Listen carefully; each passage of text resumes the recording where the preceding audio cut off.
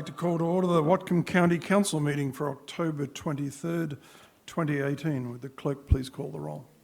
Tim Ballou. Here. Barbara Brenner. Here. Red Brown. Here. Barry Buchanan. Tyler Bird. Here. Todd Donovan. Here. Satpal Sidhu. And Barry Buchanan has been excused for the evening. If you'd all like to rise and join me with the flag salute. I pledge allegiance to the flag of the United States of America and to the republic for which it stands, one nation, under God, indivisible, with liberty and justice for all. All right, a couple of announcements. Please, if you have a cell phone, please take that off and please take that out and turn it off. If you'll be handing out paperwork to council members, please give one copy to the council clerk down here. And we're going to start off. We have 5 sets of minutes to approve. Do I have a motion to approve? I move approval. Ms. Brenner moves approval. Do I have a second? Second. Mr. Donovan seconds. Any discussion? All in favour say aye. Aye. That passes 6-0 with Mr. Buchanan excused. Now we're going to have several public hearings. 3 of these are on specific issues and the 4th one is an open public session. The first 3, you're invited to speak if you wish to speak on that specific topic. If you have other business, then you would talk at the open public session. Audience members who've signed up in the back of the room prior to the beginning of our meeting will be called first and are asked to form a line behind the signs on either side of the chambers. If you are unable to sign up before the meeting, you will be given an opportunity to address the council once we've gotten through all the folks listed on the hearing sheets. Each speaker should state his or her name for the record and optionally your city of residence, and will be given 3 minutes to address the council. Council staff will keep track of time limits and will let you know when you have 30 seconds left to wrap up your comments. When a large group of individuals supports the same position on an issue, we encourage the selection of 1 or 2 representatives to speak on behalf of the entire group. So first up is an ordinance adopting amendments to the Whatcom County Comprehensive Plan related to capital facilities, AB 2018-282. This is a public hearing only. Adoption will be scheduled for a later date. And we have, for that one, Paige, I think it's Paige Hinkle. Oh, wrong place.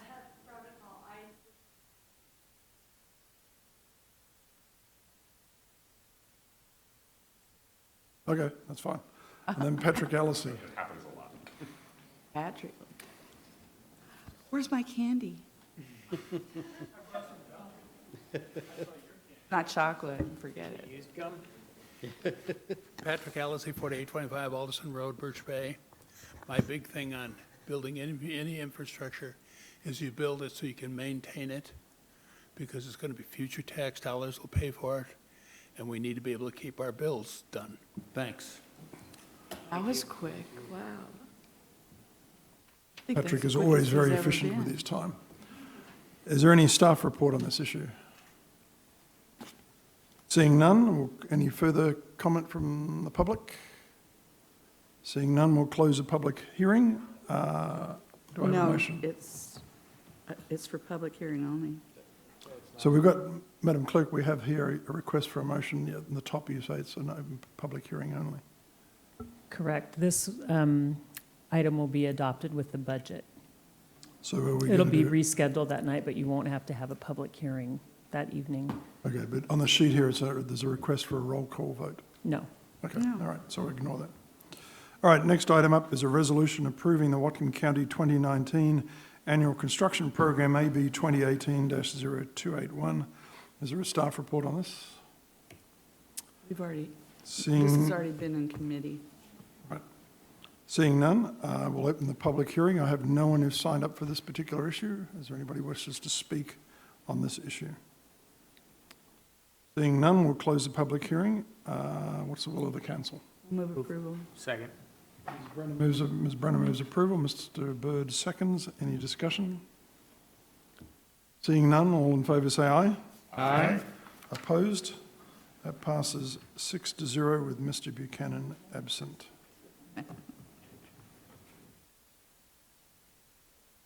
Okay, next up is an ordinance changing Creasy Road to the name of Creasy Road. Not looking at you. Government at work. You got to spell it. So the first one is spelt C-R-E-A-S-Y, and we are changing it to C-R-E-A-S-E-Y. Is there a staff report?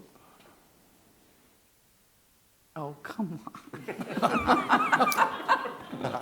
Joe Rutan with And I Public... want to guarantee we've got the spelling right this time. Yes, Joe Rutan with Public Works, and this is an issue that came into our Northwest Annex, our Engineering Services Division, and it was actually very interesting, and I asked the engineering manager, Mr. Doug Ranney, out there to look into this, and actually came with some interesting information and some neat photos, and we wanted to bring It was this to spelled you wrong. because it was kind of interesting. So with that, I'd like to introduce our Engineering Services Manager, Doug Ranney.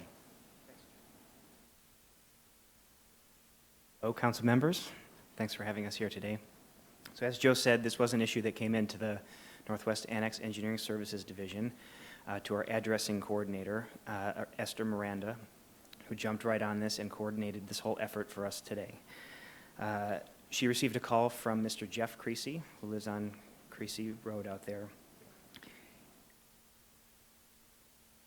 He was calling to request a road name change to honor his recently passed away great-grandfather, or his grandfather. The issue was that his name is spelled with the EY, and the road name signs did not have the E, and it had been a point of contention in their family for a while, and he was looking to make the change to honor his grandfather. Well, I saw it, and that was old. There's stuff in there. It's pretty old. What we're projecting is the 1880s dedication of that right-of-way by the Creasy family to the county. As we were digging back in time, we have many old files and historical documents out at the Northwest Annex that we were able to find the original road dedication with Mr. William Creasy, his grandfather's name spelled with the EY from back in the early 1900s for this road. Original plats spelled with the EY. It just somehow through time, however it happened, the E was dropped on the road name signs.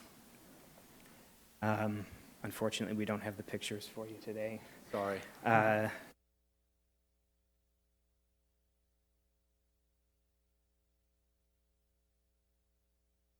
Has been a landowner there since 1883. He was helpful in building the first schoolhouse in the district out there and was a member of the local school board. And he served several terms as the township assessor. So we'd like to ask today for your approval to change the name of Creasy Road with no EY to... Can it come up? As we're here, I'll just take the opportunity to show you some of the historical documents. If you'd hit the left arrow button real quick. Here's the original road petition with the last name there, William Creasy. As I said, he originally came here in 1882 and purchased the property in 1883. Next slide. Original road log. We have files on all the original roads and how they became roads from back when they were originally... 1892. Yeah, very interesting documents out there. These are fascinating to read, too, because they're written in almost Old English. So they're very fascinating documents. Slide. I think this is really sweet. Give him his right name. Yeah. Great detective work. There's a lot of really good staff out there that can dig into any questions that might come up with a lot of these old historical documents. Some more paperwork from the road file. Some plats that have the spelling Creasy on it, again establishing the EY. And we have many old aerial photographs of the entire county. This one shows it before the road was there, and then the Hearn Road is Creasy Road later on. And Mr. Jeff Creasy was nice enough to send us a family photo from back in the day, and his grandfather, William, is the baby that they're holding there. So once again, the gentleman that passed away and his son came in to ask to have the name correct. The gentleman that passed away is the baby being held by the mother there in the 1880s. So we would not only propose that you agree to the name change back to the original, but we'd also like to have your approval for the county to cover the $300 and some cost. My attitude is they've been paying into the road fund for 120, 30 years. We should get them a sign. Ms. Brennan and Mr. Donovan. Can you make sure that Patrick Allison sees that picture? It's at Birch Bay in the 1800s. Is any Creasy family member lives here right now? In the 1800s. Yes. Yeah, but it's Birch Bay, Pat. Wow.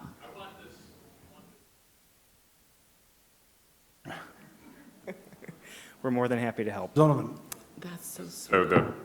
So the audience and the public knows that this was a surprise to me, that any speed limit change or, I guess, road sign change requires an ordinance of the county council. Yeah. Just to change one letter. So that's why I really appreciate doing this, but it's always just struck me that, like, we really need to have an ordinance The to road change log, 7 E's on 7 different signs. it's to officially change the road name in the road, the official road log of the county. But that's why we're doing this. We have. You can't just do it. Smiles. An ordinance and a public hearing. Right. So, any Thank you. further on that? Saying no. All right, is there anybody who wishes to speak on this issue? Did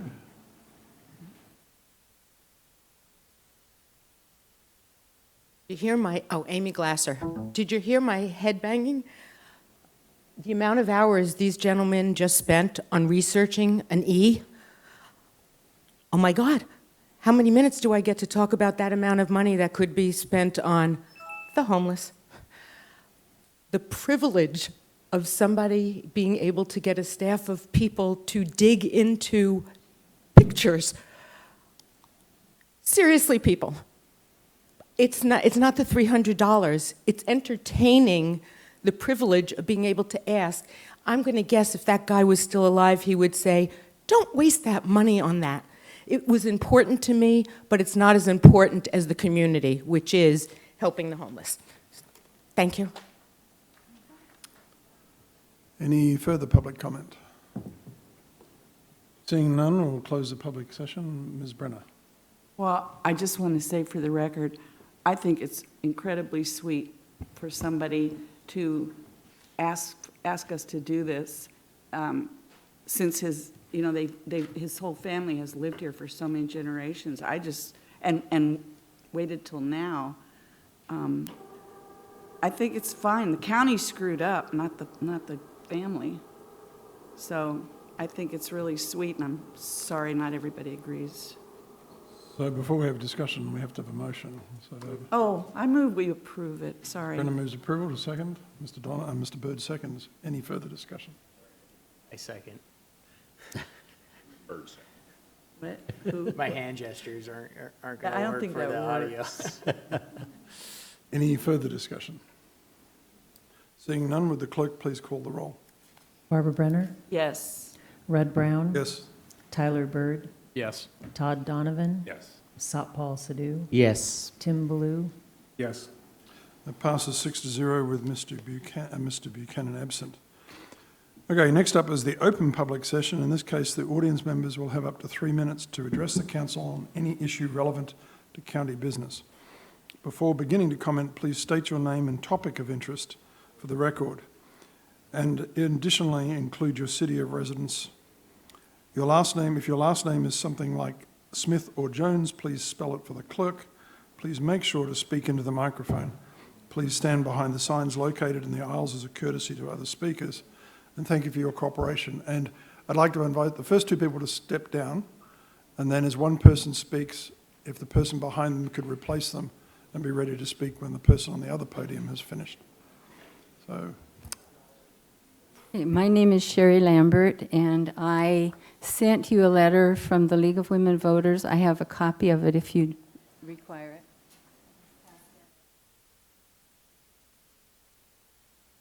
it. I am representing the League of Women Voters tonight, and we strongly support Councilman Brown's Access ID program and lockers for the homeless. We believe the cost of assisting homeless to get ID and to have their belongings safe is very cost effective. I had little understanding to the extent of the problem until recently, learning that so many homeless people do not have identification. They're runaways, they're foster children, some people's ID has been stolen as they're homeless, and the lack of ID shuts people out from social services, government services, finding a place to live, writing a check, getting a job, cashing a check, getting food stamps in some states, and disability benefits. Those are just a few of the things homeless people cannot access. The League believes the nationwide effort to achieve equality of opportunity in education and employment should include participation of government at all levels and encourage participation of private institutions. Lack of ID can make it virtually impossible to escape homelessness, and programs like the one that Councilman Brown is proposing are good examples of a way to assist people to become self-sufficient, contributing members of society. These programs are a step in the right direction, and the League supports them. Another thing I wanted to bring up is the impact on health care that the homeless have. These people are coming to the hospital in dire straits. They're very ill, they're very hard to take care of, and they're very expensive to take care of. We could, they have ID and can access decent resources, they could be taken care of without being hospitalized. So in summing up, I would just like to endorse Councilman Brown's proposal for Access ID. Thank you. Thank you very much. My name is Benjamin Warrior, and I want to talk about my experience as a homeless kid without identification. When I was a teenager, I was homeless on numerous occasions, and there were times when I was living outdoors in a tent in the cold, and it was rough. And my biggest challenge was I wasn't able to get identification because I didn't have identification. I did everything I could. I showed up at the DOL to get my ID, and they needed to have some form of identification that was official, and the only thing I could get a hold of was a yearbook that I borrowed from a friend of mine, and that wasn't acceptable. And I just kept coming back and coming back and coming back with the yearbook until eventually, for some reason, it was. And I finally got a job and ended up getting into my own apartment at age 16. And my whole life since then has been it's been one giant leap after another. I've gone to college, I've got my degree, I have children, and we're all happy and warm now. But it wouldn't have happened if I hadn't have been able to get my ID, and to this day I still don't know why I was allowed to. Honestly, like I was fortunate enough to have somehow gotten the medical care that I needed, and I remember living in a tent in protected wetland behind Barclay Village while I was recovering from a surgery, and that was really hard to do. And it's hard enough to get up and go out and try to find a job and get shot down when you know you're a good worker. And I was working, by the way, under the table for less than minimum wage. So highly recommend focusing on that issue. It can help a lot of people. So thank you. Thank you very much. Thank you, Benjamin. Carmen Gilmore, I've Whatcom County resident and Bellingham resident for 18 years, and I'm here tonight to speak on behalf of the Safe Storage Pilot Project, which, for those who don't know, is outdoor storage lockers for people experiencing homelessness. People will have a safe place to store belongings while at the same time have assistance breaking down individual housing barriers, like access to IDs, mail delivery, transportation, et cetera. We know that there's a request for $20,000 in this year's budget to be put towards our safe storage pilot project, and I'm here tonight to ask you to please vote that request through. Why? Number one, because a safe place to store belongings is the number one need of our homeless community. This is what our Whatcom County homeless community has said and what surveys have shown. In my personal conversations with homeless folks in town, I have yet to meet anyone, either currently or formerly homeless, who has not had their things stolen. I've also heard about the difficulties of getting and keeping a job, going to appointments, and getting around in general when you have to haul everything you own with you all day long, every day. It's a huge mental and physical burden. I'm not sure how many people from our homeless community are going to be here to speak tonight because, frankly, it's difficult even getting the house folks to show up to talk. But it can also be difficult for people who are staying at shelters to show up because there are sometimes lines that you have to be in or curfews where you can't be out past a certain time of night. So anyway, please know that safe storage is a huge issue and need for our homeless community. Number two, the second reason to vote for our funding request through is because these funds will bolster this pilot project effort and will show the council's seriousness and commitment to ending homelessness in Whatcom County. Number three, vote for our funding request because it is a pilot project. Depending on the results that are gathered, we will find out whether or not this type of project is in fact useful and whether we should continue to fund and operate it. We will find out whether safe storage can be one valuable piece in the puzzle of ending homelessness. As we know, homelessness has been increasing, and I would argue that we need to support every reasonable and thought-out new effort, idea, and pilot project that comes before the county. Number four, does the risk outweigh the benefits? The risk to the total 2018 budget barely even registers. It comes out to 0.00010. In fact, if every person in the entire county were to personally contribute, and this doesn't even include businesses or churches or other organizations, towards the amount that is being requested for safe storage, each person would contribute 9 cents, not even a dime. And in my estimation, 30 seconds, please. Even one more person get housed is priceless. It's easy and safe to support what's popular, but it takes true leadership to support what may not be politically popular, but what you know in your heart is right. The power is in your hands, and I ask you to please use that power to vote in support of the request for $20,000 for safe storage and in support of some of our most vulnerable community members. Please encourage us. Raise your hands in support of the funding request for safe storage. I also ask that you please support the work of Homes Now, Not Later in their efforts to start Unity Village and Winter Haven. Thank you. Mr. Chair, could you leave your phone number? Good evening. My name is Michael Heatherly. I'm the Executive Director of Law Advocates, which is the volunteer lawyer program here in Whatcom County. I'm a resident of Bellingham. I'm also speaking in support of a budget proposal involving the Access ID program. We originated that in 2010, and we've been able to help about 1,200 to 1,400 people get IDs, and that's without any funding. We've done it just with volunteers. We haven't gotten any grants from anyone to do that. We got a smaller grant that was awarded to us through the County Health Department, which we will begin working on next month.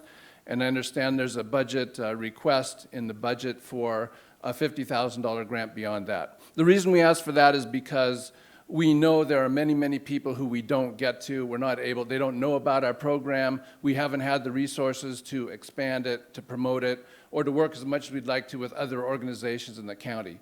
We believe we could greatly increase the number of people we could help. One example just kind of fell into our laps recently. Northwest Youth Services came to us. They had a program, I believe it's about 20 places where they could put new residents. They could have their young people who needed a safe place. They had, I believe it was 20 units or so they had, but they found out that the kids didn't have ID. So, and they had a requirement, I think it was a government requirement that they were facing where they had to have ID for all those kids to place them. They called us and said, can you get an ID? And we were able to do it. We were able to expedite our process, working with another organization, and get it done. So there will be 20 people who wouldn't have had a place to live, who will have, because of this very simple program that has very concrete results.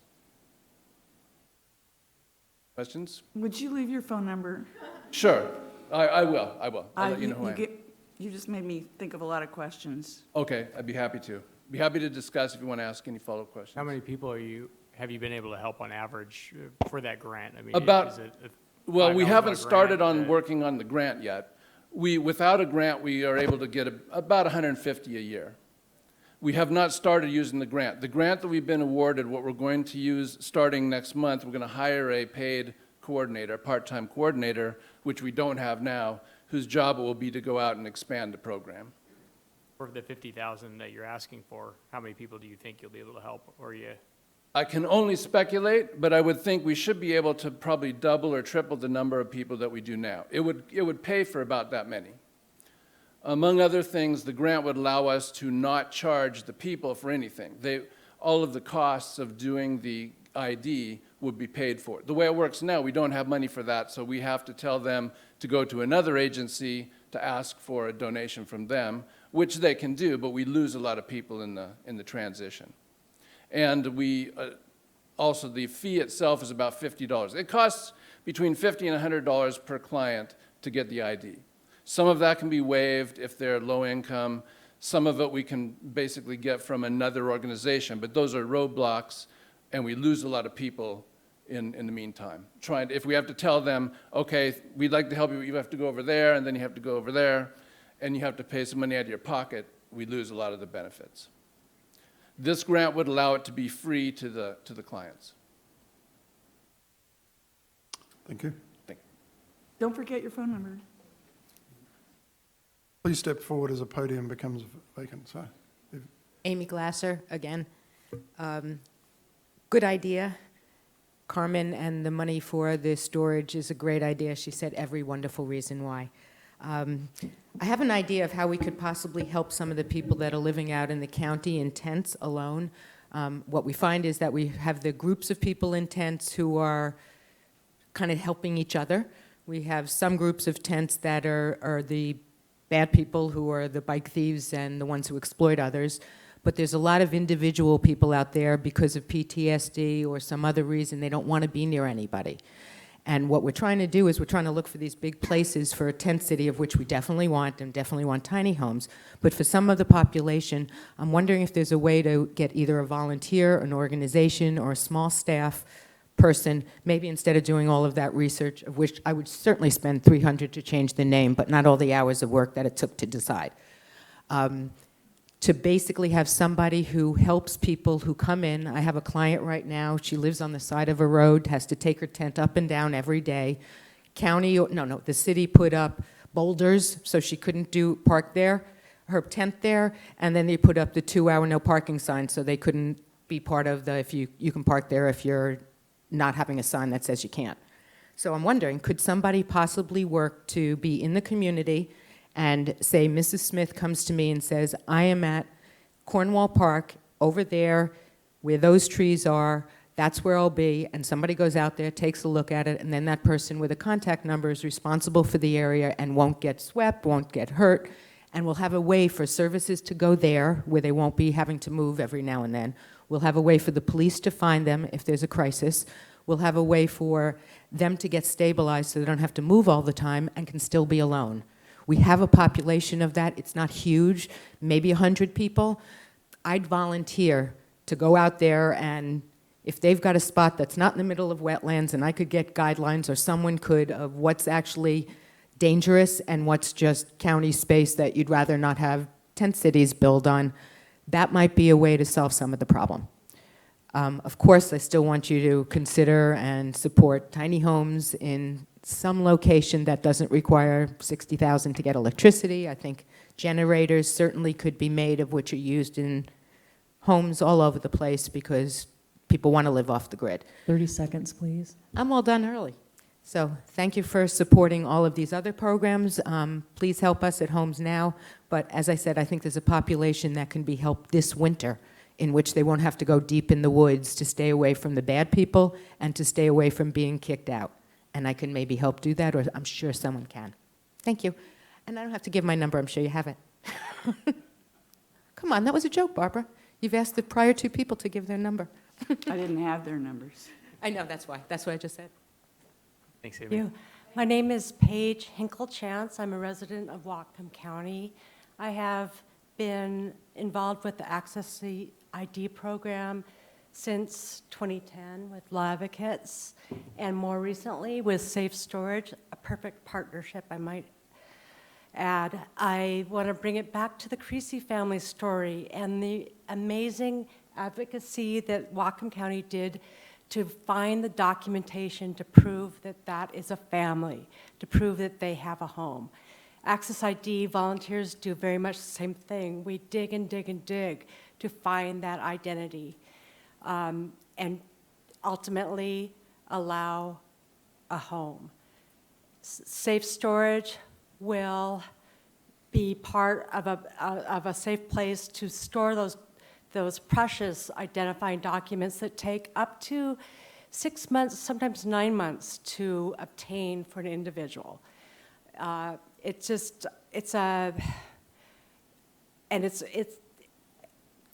a beautiful thing to have this many people wanting to give their time to recreate the identity of people so that they are actually able to say, I am.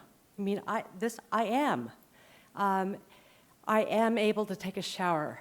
I am able to apply for a job. I am able to get housing. That's all I have to say. Thank you. Thank you, Paige. Thank you. Hi, everyone. My name is Jennifer Mansfield. I'm here to support the Safe Storage Project and the Access ID. I think that's really imperative. These are all fail-safes for people when they fall down, when they don't have access to housing.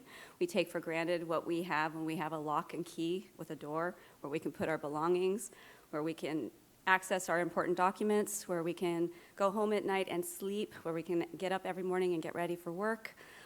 Go take a shower, use the restroom whenever we need to. These are all things that are lacking when we don't have housing. So all of these are community fail-safes that we're trying to bring to service our community when we don't have housing, and that's where we're coming back to. What I'd like to talk about for Homes Now is there is a particular site on Northwest with an unnamed road, which we would like to name, which we would like to build on.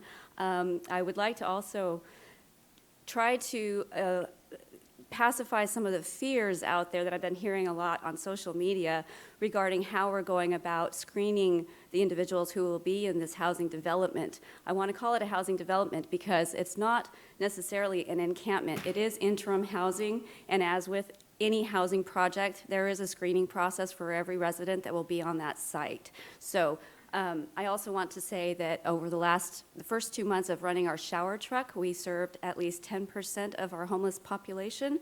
I have a database of 100 people we're serving right now, and I'm cross-referencing that with our Homes Now database with the people that have actually registered as being homeless. So we're working closely with these people. We have profiles on pretty much everyone who may or may not get a chance to live in these new housing projects and developments, and I just want you guys to know I can provide all of that documentation. You will have access to that.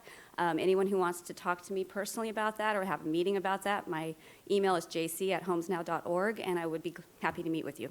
So, thank you. Thank you. Hi, good evening. My name is Rhiannon Bardsley. I use the she and her pronouns, and I live in Bellingham, Washington.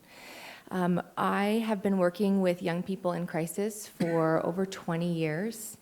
Currently, I am the executive director of Northwest Youth Services, and we see approximately 1,000 young people a year.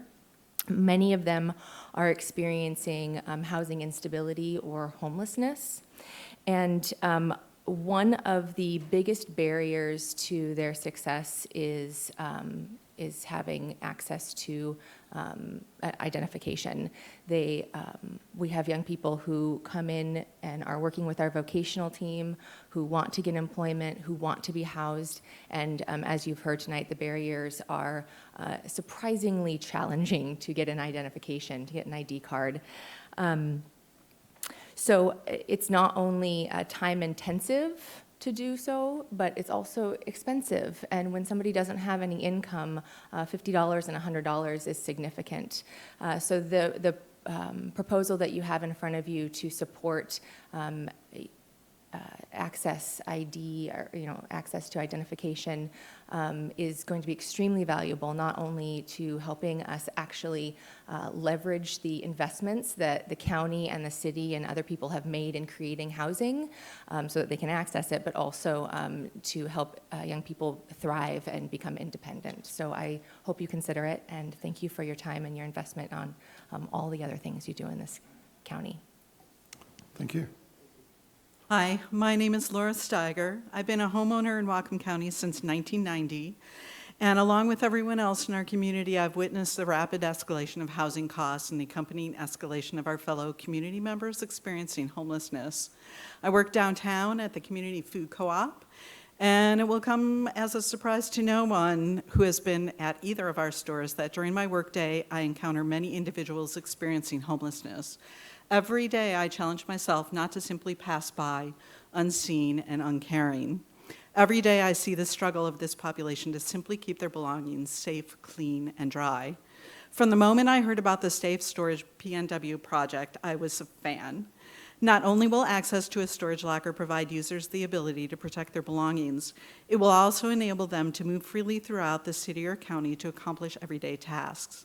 To ride the bus, to go to appointments, to pursue education or job training, to seek out needed services, or to apply for a job, or simply to go inside a grocery store and buy food, or just to get inside any public facility and take refuge from the rain for a few hours. These are things that cannot be accomplished while hauling the entire accumulation of one's worldly belongings around with them. Additionally, it is my understanding that a consistent location for the lockers can potentially provide a place for residents and users of the lockers to receive mail, which again could be critical to securing employment, receiving services, and possibly breaking down barriers for registering to vote. Honestly, I feel like safe storage lockers are literally the least we could be doing for our fellow community members experiencing homelessness. Literally the very, very least thing. And this well-thought-out pilot project also incorporates personal connection and regular support services to help participants move beyond homelessness.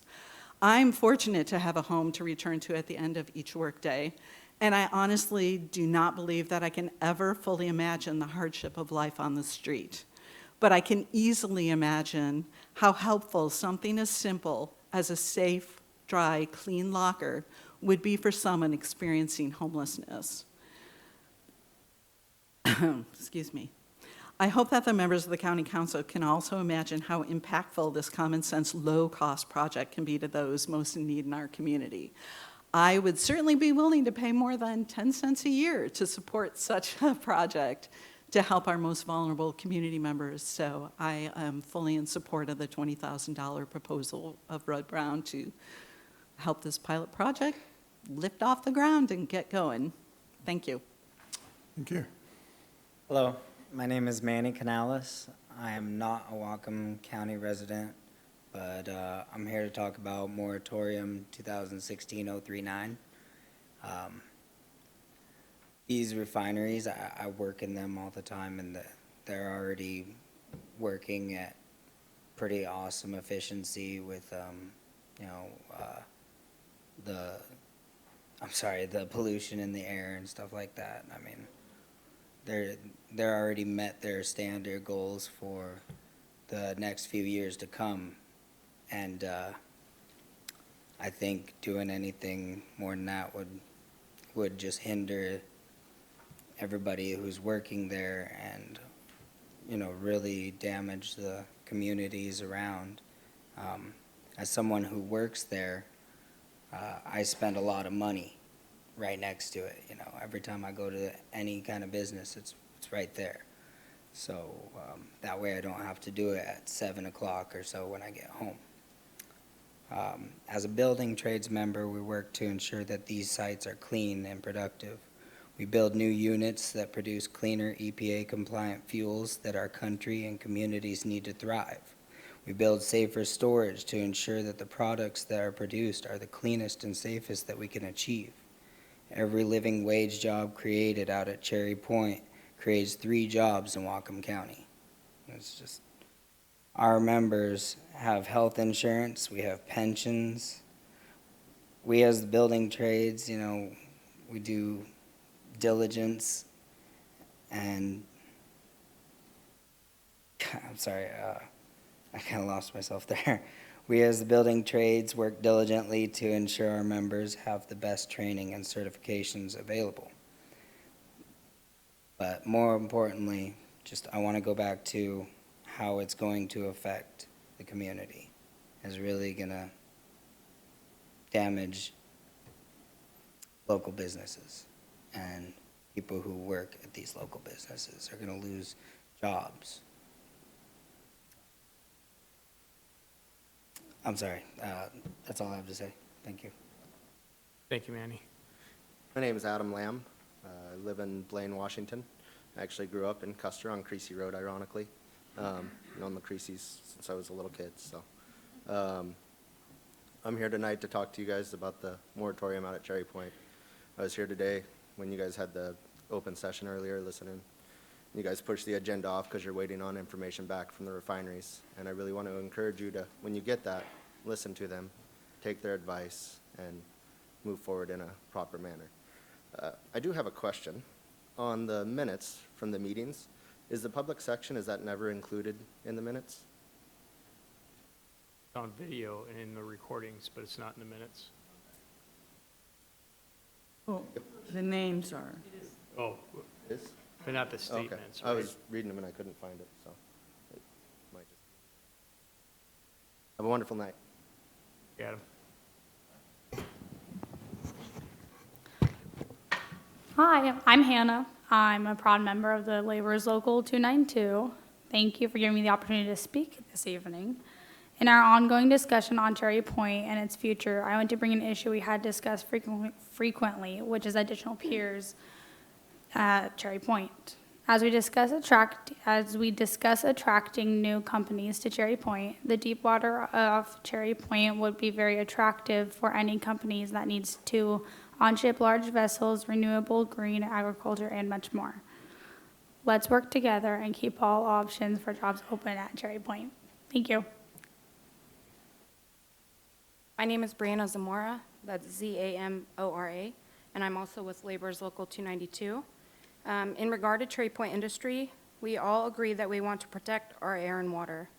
We just need to remember to stay focused on a balanced approach that keeps us safe, protects the environment while also working with industry and encouraging them to thrive and create jobs in Whatcom County. If the council is committed to that concept and truly wants to find a way to keep safe industrial jobs in Whatcom, it is possible. Furthermore, we all want to bring green industrial jobs to Whatcom. If we get a reputation of making it difficult for the current Cherry Point companies to operate here, those green companies will never want to come to Whatcom County. I urge you to support Cherry Point industry and jobs. And I continue to urge you to focus on policies that balance economic opportunity and prosperity with environmental stewardship and safety. Thank you for your time. My name is Hill Cummings. I live in Bellingham in Whatcom County. I've been here for almost 30 years now, and I'm here to ask for your support and do the funding for the safe storage. Everyone's done a really fine job of telling you what the issues are. We all see the issues, but I'm just going to say, from my perspective, having experienced life outside in Bellingham, having to carry my stuff all around every day, and being told I could not go to local businesses, because I was not welcome, because I was welcome to buy stuff from them to go, but not welcome to be there. I had to imagine myself walking down the same streets that I walked down every day for when I didn't have my stuff, how I felt in town, and how people looked at me, and places I could go and could not go.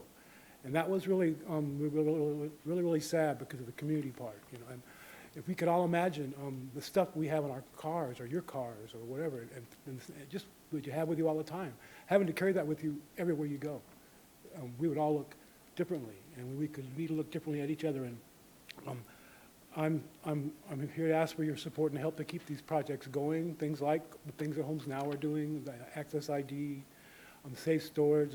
These little things are like someone said, the least we can do But I'm just saying, as a citizen and who lived here, it's kind of strange when you have to carry all your stuff. And that's a trauma that adds to trauma, and it gives, and some people just see the wrong thing of people. The people who they are not what they're carrying on their backs. They're real people. If they didn't have that, they would be judged differently. So I just ask for your support and get the project going. It's been a long time and a lot of work by a lot of people, and hopefully Thank you. Good evening, Mike Coffman, Kaufman in the county. Back in 1986 and 87, when they wanted to burn hazardous toxic waste in the cement plant, was when I kind of started my activism. We worked on zoning laws and issues related to the storage of hazardous toxic waste. It was a first, really, for doing that within the state. When the comprehensive plan passed, or the idea of it, Marge Laidlaw came to me and said, hey, you could do this utility chapter. I asked the county council and the powers, and we did the utility chapter. It's one of the reasons that it exists. And out of it, one of the things that came up was that Puget Sound Energy couldn't get paid for conserving energy. And a formula then was devised. So they're doing the energy conservation system now because we changed the formula and allowed them to get paid for doing part of that. They didn't do it because they were being touchy-feely at the time, but it makes good sense for them to do that now. We led the state with that utility chapter, and it still does. In 2001 through 2004, I asked the county council to reinstitute the utility committee to address many of the pipeline issues and utility issues that were going on at that time. And we led at that. And I remember being in Barbara Brenner, when we made an initial presentation on it, said, you know, I don't want some touchy-feely call before you dig language. I want some teeth in this thing. And we worked at it. And one of the things that came up in this paperwork here that you crossed out, and when we were talking about back to the bulk, one of the crossed out lines says regional transportation pipelines for the bulk conveyance. And these lines, when I asked the county planner guy today if he really knows what that was trying to say, he said no. And even myself, as I was on that committee and tried to write it, but what it talks about is transmission lines are the big lines, big pressure.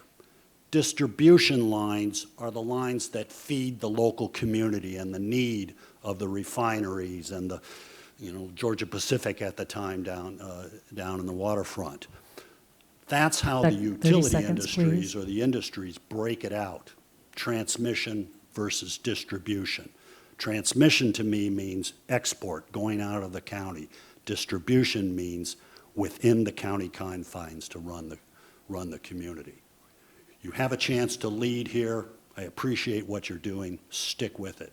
We've led in the county in the past on these utility issues, and we can continue to be smart and do a good job of that. Thank you. Good evening. My name is Roth. I represent the members from Local 292 that work in the refineries, Cherry Point. I always write this out and have things to say, and then when I get here, I'm at a loss for words for all the people who are so kind that they come up here and, lay their heart on the line about the homelessness problem, and it's seems to be a real issue here, and I would like to extend my personal invitation to help with tiny homes, actual building them. I do believe that our local is a resource that can be used, and I can't speak for the whole local because that's my boss's job, but I will speak for myself. So, as members of County Council, you are often addressing the issues of our most vulnerable. There are two ways to help address many of those who need help. First, there is keeping them from becoming vulnerable. Two, involves rescuing them from their vulnerable situation. The former proactive approach causes less human misery and is more efficient. For many, keeping people employed for all that is necessary to prevent them from slipping into a bad situation, which I truly believe will happen if Cherry Point closes or, gets restricted. We have a couple hundred members that work there. Well, this is an obvious point. I just wanted to bring it up in the context of your proposed changes at Cherry Point. Many families depend on Cherry Point jobs. Please be careful as you are making changes with permitting and competitiveness issues relating to Cherry Point companies. Please be careful and work closely with industry as you go through your deliberations regarding Cherry Point regulatory changes. And again, I got a little choked up last time I was here. I apologize if I offended anybody, but that invitation is out there. Thank you. Thank you, Rob. Good evening, Steve Harris. I live in the city of Bellingham and Council District 2. So I'm here tonight to encourage you to accept the grant award for a new patrol vessel for the Sheriff's Office. I think those of you who know me realize that it's not often that I'm publicly speaking in agreement with the Sheriff's Office on things, and in this case I really am. I've spent years and years in the Marine world, in law enforcement, and both in the recreational world as well. I've had the opportunity to listen to the comments in the Finance Committee, both this morning and 2 weeks ago. And the overriding concern that I hear is in operating cost once we get the boat, and assuming acceptance of the grant. It's a legitimate concern. I hope to just focus on that aspect of it really quickly and tell you that what Councilmember Brown said about perhaps eliminating a boat, the cost that, in effect, really that's what we'll be doing. This is another tool that is much needed in the Sheriff's Office to conduct patrols on the saltwater. Most of the recreational boating that occurs in Whatcom County is actually on the saltwater, and very little of our hours are actually out there. I can tell you that if we're operating this new boat on the saltwater, the likelihood is that we're not going to be operating one of the other vessels. Lake Whatcom boat is the one that gets used the most often. It's also a 27-foot boat, and the fuel cost would be similar. I would estimate that this boat would run probably 10 to 15% more in fuel, but it depends on the operational conditions. So it isn't going to increase the overall operating budget of the Marine Patrol program significantly, but it will provide a much-needed tool that can actually be used to save lives. And I can't state that often enough. Hopefully it'll never have to be used for that purpose. Also, we talked a bit about, or the Sheriff's Office and Council about its use up to Point Roberts. That's probably the least that the vessel will ever be used. As you're aware, there's maybe a half dozen to a dozen arrests that occur up there on a yearly basis. But the one thing I didn't hear you guys mention, which was interesting in the environment that we live in today, is the aspect that anytime that we make a custody arrest, they're in Homeland Security custody with us there under their control and transportation.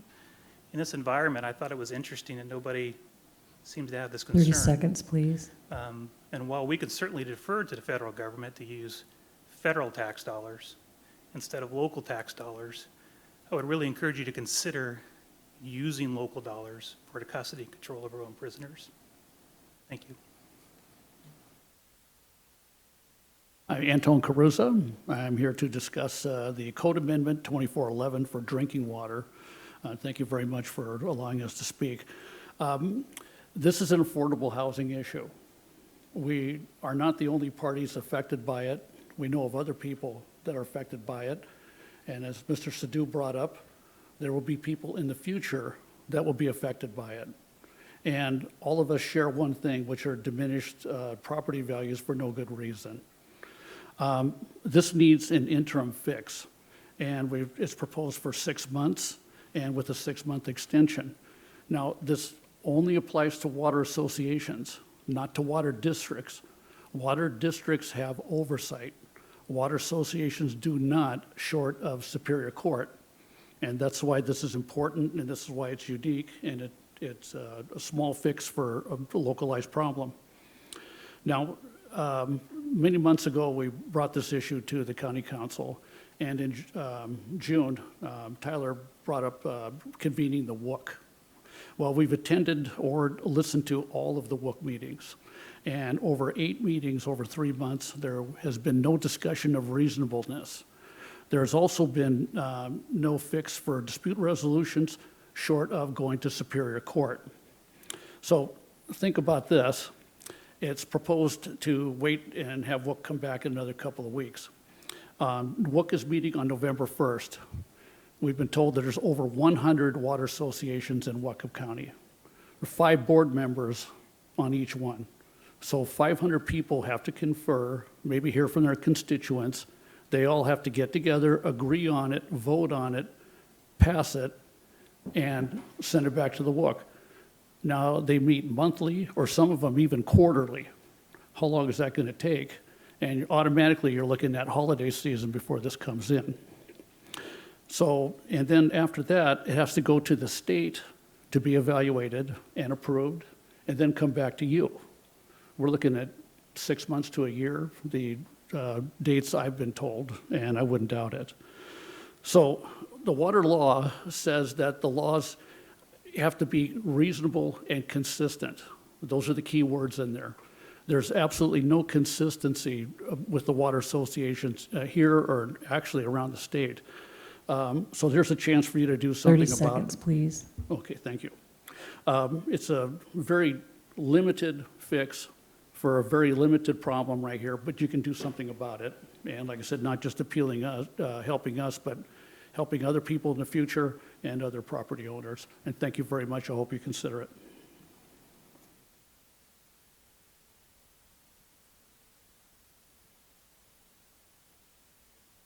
Patrick Ellison, 4825 Alderson Road. Gentleman asked a question earlier I thought was interesting. I just handed in one of these. Is this going to be part of the public documents? If you give it to us, yes. We don't know what it is. Oh, it's over there. Years that our local Chamber of Commerce of Birch Bay have not had a 501c6. I have been asking for 5 years now, and they go, and finally I found information online. I brought it to them, and the president said, oh, yes, but, you know, somebody was taking care of it, and they didn't do their job, and now I've given it to somebody else, and we're working on it. Well, I don't know if they're working on it, but that's why I'm here today. Now, I had a nicer ending on this. I'll actually wrote it down. I was going to read it and email it. I'll still email it to you. Let's talk about the homeless. You know, I thought it was great. You did the research. You found out about Creasy. You got the name changed. It shows humanity. And to me, that's important. Because if you're going to be working with homeless, you need humanity in your soul to do it. But the homeless actually is more than that, too. Maybe that's why Amy's pushing so hard. They're shareholders in this country. They have a right to something. They have a right to sleep someplace. And, oh, yes, sewer districts are important, too. So I'm interested in you doing anything you can, even step by step, doing a locker. Let's try that, see if that works. Thank you so much for listening. Oh, I'll email you the ending I was going to use on the other. Thank you. Good evening, council members. Roger Almskar. I'm speaking also on the water code amendment that's in your packet. Thank you for letting us speak today about it. And I want to thank Ms. Brenner and Mr. Sidhu for sponsoring it. Sometimes people ask me, what should I do at a public hearing? And I've learned to give this one piece of advice. Tell the officials what you want. So what I want is for you to please hold a hearing on this 2 weeks from tonight. I don't think you'll get a big crowd, just a few people that are interested in this, that know something about it. And then I hope you will pass the ordinance as an interim ordinance. Now, that's not in the text right now, but we understand the concerns about integrating this with the WIC process. And as Antone Carosa just mentioned, there are reasons why you may not get a recommendation from the WIC for several months to come. I didn't mention that earlier today, but we've all been in comp plan processes, and that's exactly what that is, and you know how slow they are. We also discussed today the direction from the County Council on June 19th this year, and there was some ambiguity about what did that really mean. I'm going to read you what the motion was right now. Mr. Byrd moved to refer this issue to the Health Department to engage the Water Utility Coordinating Committee, set a deadline for September 30 to create solutions for the issues. It does go on with a few other things, but that's a pretty broad topic, I'd say. So it bothers me that some other folks stand up and say, well, the WIC shouldn't be considering a code amendment up to this point. I just don't understand that attitude. You know, these people have a real problem. It's costing them a lot of money, and we've proposed to you a very limited fix that's been written by an attorney, not me, and it will help a number of other people in the next few months. So I ask you just please show your reasonableness by moving this ahead and adopting it in 2 weeks as an interim ordinance. If I have any time left, I'll detail that why the current ordinance is a problem. For one thing, the comprehensive water treatment plan was last adopted in 2016. This section of the ordinance that we're focusing on was last adopted in 2013, so it completely ignores the timely and reasonable concept that are in state law, 30 state seconds, guidance, please. and the water system plan. So, okay, so right now if you're in a retail, any service area, you are forced to hook up no matter what the cost. That's black and white in the code. I think that's wrong. Thank you. Treasurer. And if there's any, after these three people have spoken, if there's anybody else who wishes to speak, please line up. Otherwise, we'll close the public session. Please proceed. Good evening. My name is Bob Gay. I'm a resident of the suburbs of Deming out on Backacre Road, 5th generation Whatcom County. Our family came here in 1897, so I guess we were latecomers. I'm probably 3rd generation born here, but 5th generation to live here in Whatcom County. Anyway, now that you've got the genealogy from my family there, I'll get on. I'm a business representative for International Brotherhood of Electrical Workers, Local 191, and well, my members, they have to sleep at night because they get up at 4 in the morning. They expect me to come and show my face and let you know that we have concerns about the issues with Cherry Point.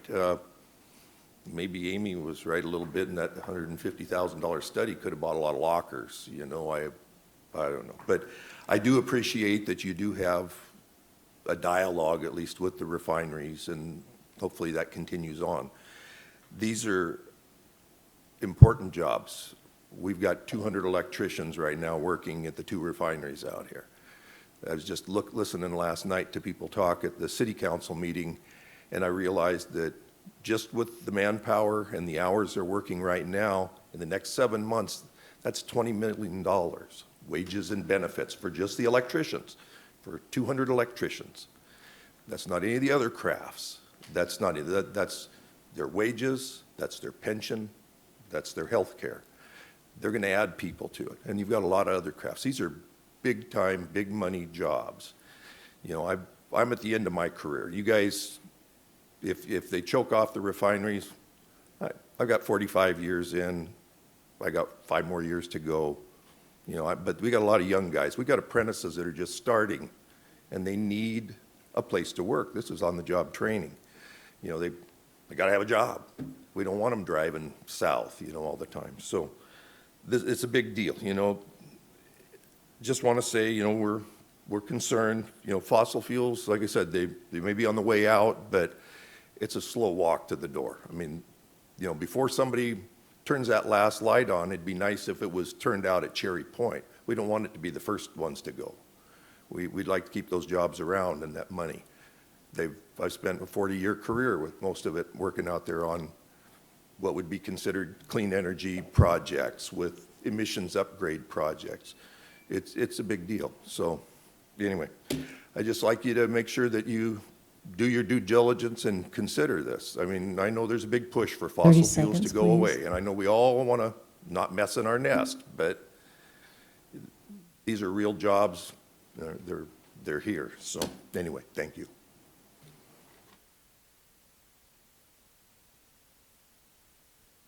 Good evening. My name is Kristen Tarr, a Whatcom County resident for 4 years. I'm also Access ID Coordinator, a volunteer position. I'm here with all my other dedicated volunteers who work with Access ID. Raise your hand, y'all. And we are here to urge y'all in support of our Access ID expansion program. We are there every Saturday at the Bellingham Library talking to homeless folks who show up and hear about our program. I'm trying to get them IDs, and all of us can stand behind saying that this is like detective work, truly sitting down. I do office hours every week trying to dig up records on people, trying to find yearbook photos, marriage licenses, birth certificates. And a lot of times to request those documents, you need to prove who you are before you request those documents. So you can imagine the catch-22 and the complexity of trying to get a birth certificate without an ID, but you need the birth certificate to get the ID. So it's deeply challenging work, but despite that, we can also all say that it's super rewarding to stand there and look a human face in the eye and tell them they have enough documents, give them the money to go to the Department of Licensing and get that ID. You can only imagine how much that turns folks' lives around. It's a really monumental program that I stumbled across as a volunteer intern, like I said. So our goal with the Access ID expansion is to make, instead of a reactionary program where folks come to us, we can go out to the mission, we can go out to different agencies like Northwest Youth Services and find all those folks who need IDs and actually work with them and make it a proactive program. And with that expansion, we would have the time and money to do that. So I urge you to support the Access ID program. If you have any more questions, our office is happy to talk to you about what we do. Thank you. Thank you. And again, if there's anybody else who wishes to speak, now is the time. Otherwise, we'll shut down the open session after these two people. Molly Crocker, near Ferndale, Washington. Economics 101. People can carve their economic niche when society is stable and predictable. How much of our regulation is chaotic and predatory? Government 001. The primary purpose of government should be the prosperity of the people. So we should stop trying to decide what businesses should be here, perhaps accepting drug trafficking and human trafficking. We should stop punishing industry for the choices people make in their transportation to school and work. We should stop trying to make decisions for the rest of the world on what kinds of fuel they need to use. The faster they get industrialized and the sooner they are prosperous, the quicker they will like clean air and water themselves. We should stop standing in the way of growth. This county needs housing. If we need to go to the legislature to rescind the Growth Management Act, then let's do that. What do I want? For us to reconsider the regulation that is chaotic and predatory, and to do those things that increase the prosperity of the people. Thank you, Molly. Members of Council, Marcus D., nice to see you all again. I'd like to acknowledge all of these wonderful people who are here. Access ID, Safe Storage PNW, Homes Now, these groups are all very agile and very thoughtful in everything that they're doing, and they need to operate under the umbrella of the leadership right here, I believe. That we need to really proactively identify the sites that are going to help house our homeless. We need to proactively identify the sites that are going to be safe to park this winter. This is this winter. We're here. You know, it's arrived. So I think it's really important moving forward that we all scratch our heads together and realize that, like, we've got this pool of activity here that of real talent that hopefully in partnership and with your leadership we can come up with some real solutions for this winter and save some lives this winter. I think that's really important. On the Cherry Point thing, I've always been a supporter of the moratorium as a displaced fisherman in Whatcom County for years. I've had to learn to retrain. I know many people who have.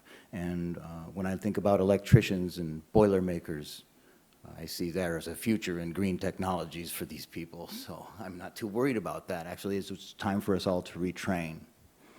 And as far as the boat is concerned, if there must be a boat, I kind of agree. Let's do it with our own money so we don't have to bring in the federal dollar and take that direction. So thank you very much for your time, and I look forward to working with you over the next months of this winter. Let's do this. Thank you. Is there anybody else for the open public session?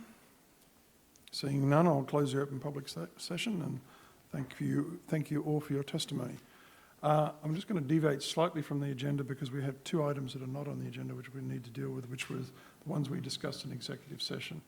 So perhaps, Mr. Bird, you'd like to start with yours, and Mr. Buchanan's not here, perhaps you could read this one. Do you want to start?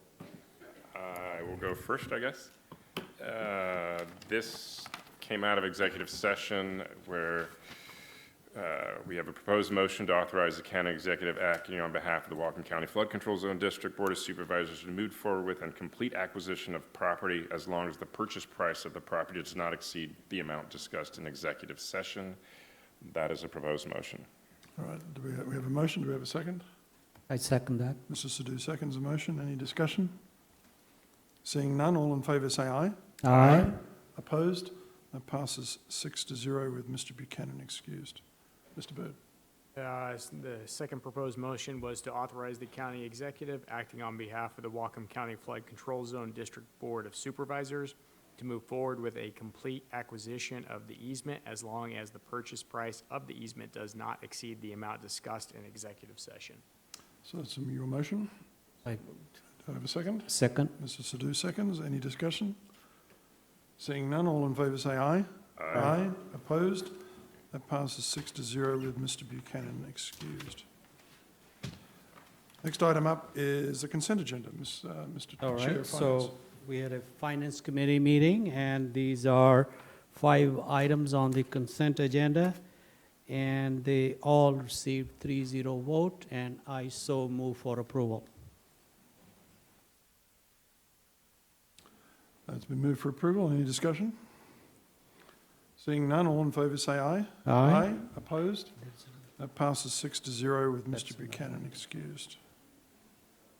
All right, so the other items from the Finance and Administrative Services Committee, the first item is ordinance closing County Parks Improvement Fund 330, AB 2018-284. It received 3-0 vote, and I so move for approval. It's been moved for approval. Any discussion? Seeing none, would the clerk please call the roll? Red Brown, Yes. Tyler Bird, Yes. Todd Donovan, Yep. Satpal Sidhu, Yes. Tim Baloo, Yes. Barbara Brenner. Yes. That passes 6-0 with Mr. Buchanan excused. So the next item is ordinance amending Whatcom County Budget 13th request in the amount of $182,000. Actually, that is the wrong amount. The right amount is, I have rewritten that amount. The right amount is $280,377. And it is AB 2018-285. This received a 3-0 vote in the committee, and I so move for approval. It's been moved for approval. Any discussion? Seeing none, would the clerk please call the roll? Tyler Bird, Yes. Todd Donovan, Yes. Satpal Sidhu, Yes. Tim Baloo, Yes. Barbara Brenner, Yes. Red Brown. Yes. That passes 6-0 with Mr. Buchanan excused.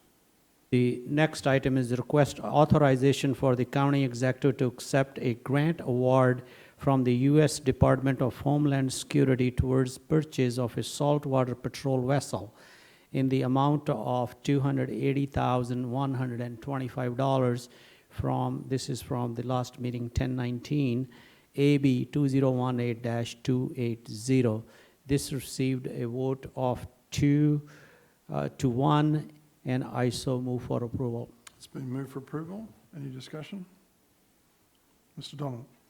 Yeah, I know this was a kind of complicated issue. I support this, and we discussed this in committee. I just want to make sure, but it's a grant that we are paying a matching fund on out of boating safety dollars we get from vessel registration. So there is some local money going to this, but it does give us access to. I think the discussion of this really got kind of bogged down in transporting people back and forth to Cherry Point, but Point Roberts. I'm sorry. That was the previous discussion here. But actually, this afternoon, that was, it's an asset for, servicing Cherry Point, servicing Eliza Island, servicing Loving Island, like the amazing amount of salt water that we have around here, where the Coast Guard, NOAA, Fish and Wildlife, the sheriffs are all coordinating, potential responses to problems. So it's a lot more than just a boat to get people back and forth from Point Roberts a couple times a year. I think it's a good asset, and I support it. Further discussion? I just wanted to add to that, I agree that these grants don't come very easily, and if we are looking at our county for next 20, 30 years, life of the boat, our population is going to increase, and there are a lot more occasions on the saltwater, different incidents, and we need our own resource to be able to respond to that, so I support that. Any further discussion? Seeing none, all in favour say aye. Aye. Aye. Opposed? That passes 6-0 with Mr. Buchanan excused. Okay. The next item is resolution ordering the cancellation of unclaimed checks more than 2 years old, AB 208-291. It received a vote of 3-0 in the committee, and I so move for approval. Move for approval. Any discussion? Seeing none, all in favour say aye. Aye. Opposed? That passes 6-0 with Mr. Buchanan excused.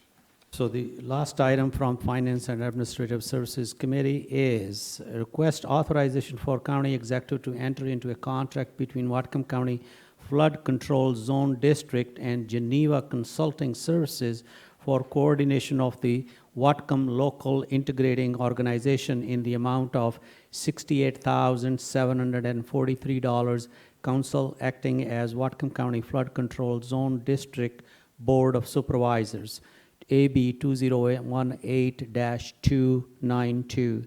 This received a vote of 3-0 in the committee, and I so move for approval. It's been moved for approval. Any discussion? Seeing none, all in favour say aye. Aye. Opposed? That passes 6-0 with Mr. Buchanan excused. Next item up is council appointments to boards, commissions and committees. Appointment per RCW 85.38.070 parentheses 5 to fill the vacancy on the Consolidated Drainage Improvement District Number 20 Board of Supervisors, position 3. The applicants are Glenn Ostermer, AB 2018-288. Do I have a motion to approve? Move approval. Second. Mr. Donovan moves to appoint. Ms. Brenner seconds. Any discussion? Seeing none, all in favour say aye. Aye. Opposed? That passes 6-0 with Mr. Buchanan excused. Next item up is the request or the confirmation of the county executive's appointment of Raymond Owings to the Bicycle Pedestrian Advisory Committee, AB 2018-299. Is there a motion to approve? I'll move to confirm. Ms. Brenner moves to confirm. Mr. Donovan seconds. Any discussion? Seeing none, all in favour say aye. Aye. Opposed? That passes 6-0 with Mr. Buchanan excused. Next item up is the introduction items. Do I have a motion to introduce? I'll move approval of introduction items, including the amended version of item number 6. That is this copy. Right. Second.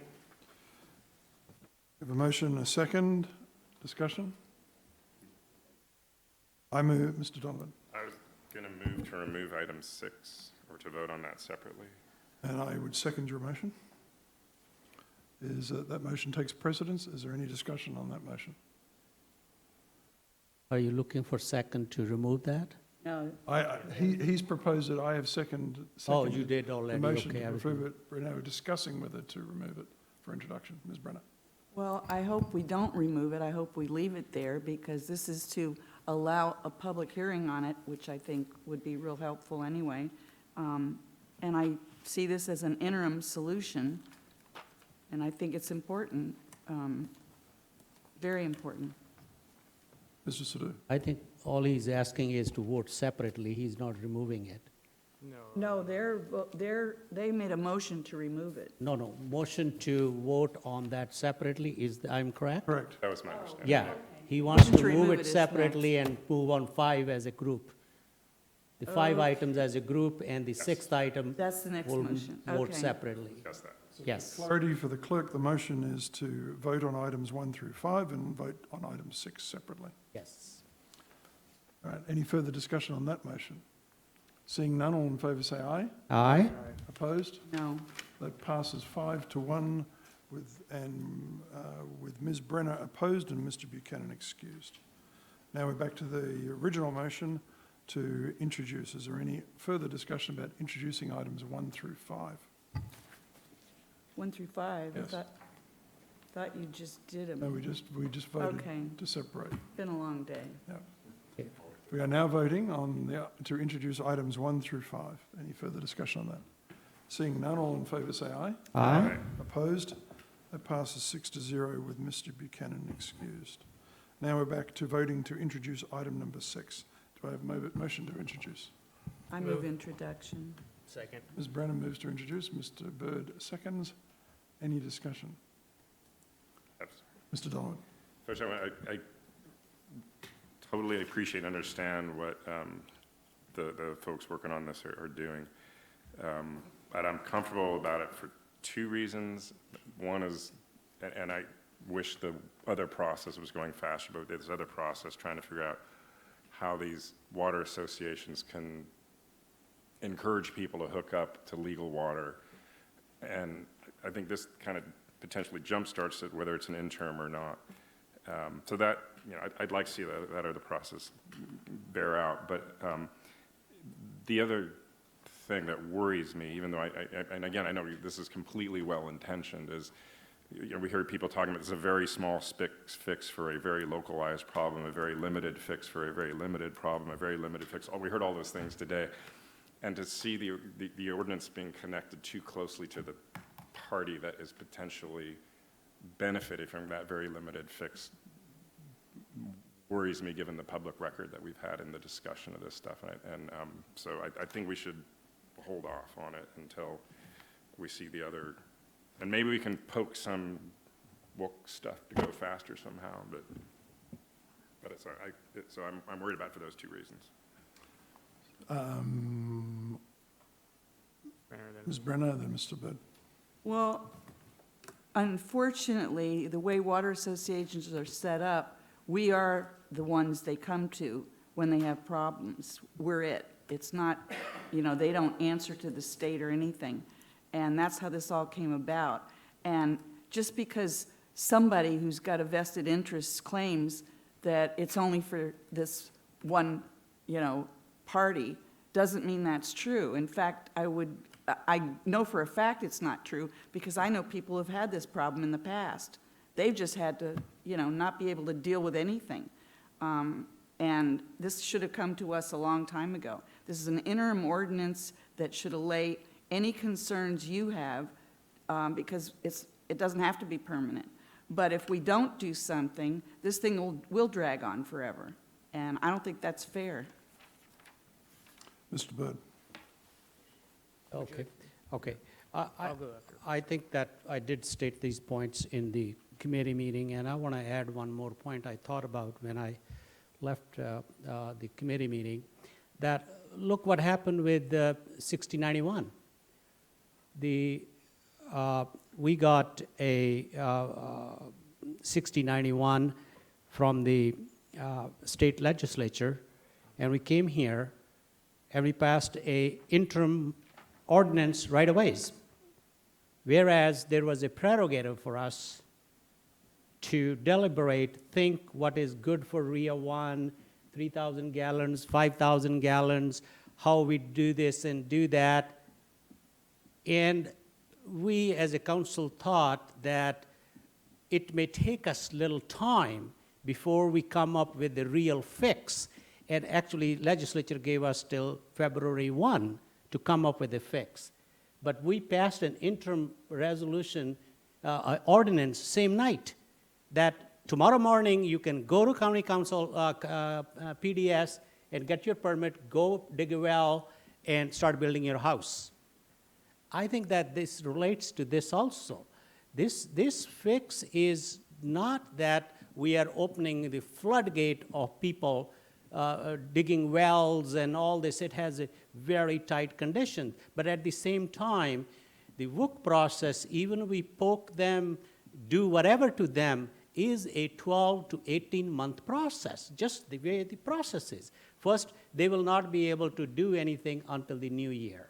You know, even if they have a November meeting, and they have the next meeting probably will be after Christmas, and then they come up with a wording and comes to the council, and council may find tweaking it and everything, go back and forth, and then it goes to the state. And then state health department is not sitting waiting for Whatcom County's resolution, so, oh, we're gonna jump on it and approve it and send it back to them because somebody is waiting for it. So it will take its own time. And then when we get that back, and then we have to again process it and everything and give relief. I think that this is a case which qualifies that we do, and I like Roger, what he came up with this afternoon, this evening, that call it an interim. It gives us 6 months. But in that material, that's exactly what we did when we did the interim ordinance on 6091, that whosoever goes and digs a well tomorrow or goes and get a permit, that's what we are willing to do. And that was probably few hundred wells, and here we're talking maybe few, less than 10 people in Whatcom County who can benefit from it. At least that's my estimate. It could be more. So I really very passionate about it, and I think that the transparency, timeliness, and reasonableness, all these three things have been missing, and WUC is trying to fix, and I commend their effort. I attended a couple of their meetings myself because I'm very interested in their fix, but they are way far to attend to this as their proceedings are going. So I would like to request to the council members that we should do an interim ordinance right now, and then let WUC keep doing it, and when the time comes, if WUC comes back within 6 months, and we can tweak that again, then we should. But making some people wait just because the process is going through, I don't think it's fair. Thank you. Mr. Bird and then Mr. Donovan. So, as this addresses, this is a legal use, and it's a legal water source as defined by 6091. It addresses individuals that have an existing well, which is under the 6091 as it stands today. It does fix the issue for a very small portion of people. The WUC's job is to address issue or fixing it for a much larger group of people. If it was for this specific issue, I mean, what we're talking about in that case is them having to bring it over 1,400 feet. This ordinance says 500 feet. If we wanted it for just this issue, it would have been done at 1,250 feet or 1,300 feet. So it would only address this issue. It's broader than that because we believe it affects more people than that. However, how many people are going to push it past the point when they hear that they have to go to Superior Court and pay $100,000 in legal fees? Most of them will quit without moving forward because there's no oversight. There's no other recourse for them up to this point. This gives those people another chance, another out. And I think we'll see more of these cases once they start understanding that they do have an opportunity to be heard and for their situation to be reviewed and moved forward. I think that as we look at this will also bring consistency, which the law requires, and right now we do not have. And as a rule, if anything over 500 feet allows for this as an option, this is an option if they cannot come to terms any other way. And I think that as an out and as consistency is important. I think that at the end of the day, the very least we can do is have a hearing on this. I wonder how Tim would feel on this, or Councilmember Baloo. But at the very least, I mean, shouldn't we have a hearing, at least see who shows up in 2 weeks? I mean, it doesn't mean we have to vote for approval, but shouldn't we at least see what the other side has to say? Or if anyone even shows up to say anything, it'd be similar to the golf cart issue that we saw a few months ago in Birch Bay. As I stated, right now there is no oversight. The WOC has had plenty of opportunities to address this issue. I mean, they had the opportunity to do self-governance and self-oversight themselves via peer groups. They had the opportunity to address the issue when they first created the watershed and when it was brought up, or the watershed management plan, and when it was brought up then, and they decided to not address it and to push it off. They had the additional opportunity to address it after we gave them the September 30th deadline. They still have not addressed it. That was us poking them. That was us saying, hey, you deal with your problem within this 3 months or we'll deal with it for you. They still haven't dealt with it. They still aren't bringing it forward because it's the elephant in the room that they don't want to deal with. And at the end of the day, I think that we need to follow through, and we need to then push an option forward and get them moving on it. Can we wait another year or two for them to fix this for our community, for the constituents that we're here to represent? I don't think that we can. I think that this is good for us and for them. Mr. Donovan. I agree with much of what you've said in terms of the policy problem we have here. The elephant in the room for me is we have a public record of repeated statements by the developer who wrote this thing tonight, months ago, that very few people, maybe just a couple, maybe just this one development will be the person who benefits from this change. It's embedded in our public record. We are saying right now, few people will care, few will show up. If it's interim, it almost makes it worse because you're going to have a frozen in time where just this one project is going to benefit from this one ordinance that the developer of the project wrote. And I'm not saying that's your intention. I'm just saying that's the elephant in the room for me. That's how people are going to see it. That's how our attorneys kind of worried about it. And I can't get past that. So it's not a broad, it may be a broad thing that's going to apply to lots of people, but I haven't seen any data on how many people are affected by this. I don't deny what you're saying about, yeah, well, if we do this, maybe we'll find out more people who just were told no by a water association. But the emails I've got from council members, the way this process has gone, the way that the person proposing it has talked about it as being a very project-specific thing, we've kind of changed the discussion over the last couple of months, but it worries the attorney, I think, for good reason, and it worries me, and so, you know, that, to me, is the elephant in the room. Ms. Brenner and then Mr. Bird, or Mr. Bird? Okay. Well, first of all, our attorney was completely out of line. He had no business speaking as our attorney, which he's not. And for him to go on like that, he's part of the whole bias about, oh, we want to cater to the big guys, not the little guys. We want to, you know, just work with, and the districts in WOC are not affected. Those are the big guys. I just feel like this whole idea, it shouldn't matter how many, if it's not fair, it's not fair. And to keep claiming that it's developer-driven, ooh, the dirty D word, you know. It's somebody who has a house who wants to be able to have his kids live with him, and he's got a well already. He's not some big old D person. And we've done this before with so many other things, where one person brings it to our attention and we move on it. And this is an instance, because of what kind of issue this is, where we have the right to do that. And if you don't want to believe me that other people have approached me on this issue, then don't believe me. I know there have been other people, but I know there have been other people who've been concerned about this and haven't been able to do anything. This is just because this person kept pushing. I'm glad somebody did. Mr. Bird. Councilmember Donovan, I appreciate your point, and I would ask you, do you feel the same way about the Cherry Point moratorium? We've called that now an export moratorium for years, and will that mean that we stop moving forward with that ordinance and those code changes because we've been calling it an export moratorium for the last 2.5 years? And that's on the record at numerous council meetings. And we know because our legal attorneys have come up here and advised us that legally we can't have an export moratorium because it's against the Commerce Clause. That's the exact same situation that you just described. So I'm just curious, are we? I think you might want to look back through the record by me trying to tell everybody to not talk about exports. Just, I've been here and I've attended the meetings and it's And the I exact think same you situation. can ask our council, really, I mean, if you want to make this apparently project-specific interim ordinance not project specific. analogous to the Cherry Point thing, like, we're going to be here a long time, but I think if you ask our legal counsel, and if you look at the discussions we've had here, I've been trying to emphasize that our authority. Not our legal counsel. Now, this would be Mrs. Frakes, actually, Ms. Frakes. On the other thing.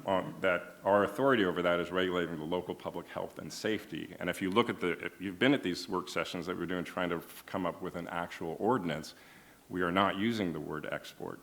So we've been trying to, and we had these conversations about that. But whatever, that's such a false analogy because that is a moratorium that doesn't apply to one particular development. This is something to advance something. And again, I appreciate what you're trying to do. This project is in a really bad place because of some bad things in state law and in our code probably, and we got to fix those codes. But I'm maybe, my perception that seems to be shared by some of our legal counsel that it looks like a spot zone or it looks like Our legal counsel. a person who happens to work in the prosecuting attorney's office who does give us advice, whatever you want to call him. That perception is out there. I think that's important, and I think this is. It's a horrible situation. It's like I want the WOOC thing to happen faster. I want to get to something where we can have more than just we got this thing today. I think we have a process going on that I wish it was going faster, but I think the water associations have a perspective that is not being represented by this, and this perception of it looks like a real parcel-specific ordinance. So I just ask the council members to respect when one other council member has the floor and not interrupt. Mr. Sidhu, you are next. Yes. So I think while you have a credible argument, but at the same time, if you look at it, when we say, oh, it has a perception of driven by a developer and benefiting somebody. I mean, if the aggrieved party does not speak up, then who else is going to be? Like, aggrieved party developer is working for his development or his clients, and they have hundreds of clients. Roger does not have one client all his life. Roger is a land development person, and he is an expert in land development and knowledgeable about the county code and rules and laws, so he advised. That's what his job is as a consultant. But now we are trying to malign it that he's doing it for the. Now, if this was a 50-home development and a multi-million-dollar project, and you could see the benefits and all this, this is just one client he has at this moment with this situation. If he does not advise and advise his client, and it's actually his client is one who's making this request, not that Roger is trying to change the ordinance or change our code. And I mean, I'm cognizant of that when you see that there is a undue benefit being passed on to a particular person or a particular client. I'll be very careful about that. But this is such a small scale, like Creasy family, spelling is wrong, the person applied for it, it is his own family, he wanted to change the name. We said, okay, sure, that's great, because you brought it up. To me, this is something that, and these people have worked with, tried to work with them. This has been going on for like 18 months. This is not something that they have come into yesterday and today they want, let's change the code.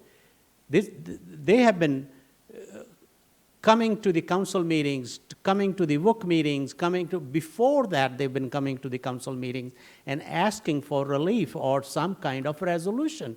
And I commend them that they, on their own dime and time, actually came up with a reasonable way so that we do not change our code for the detriment of the county.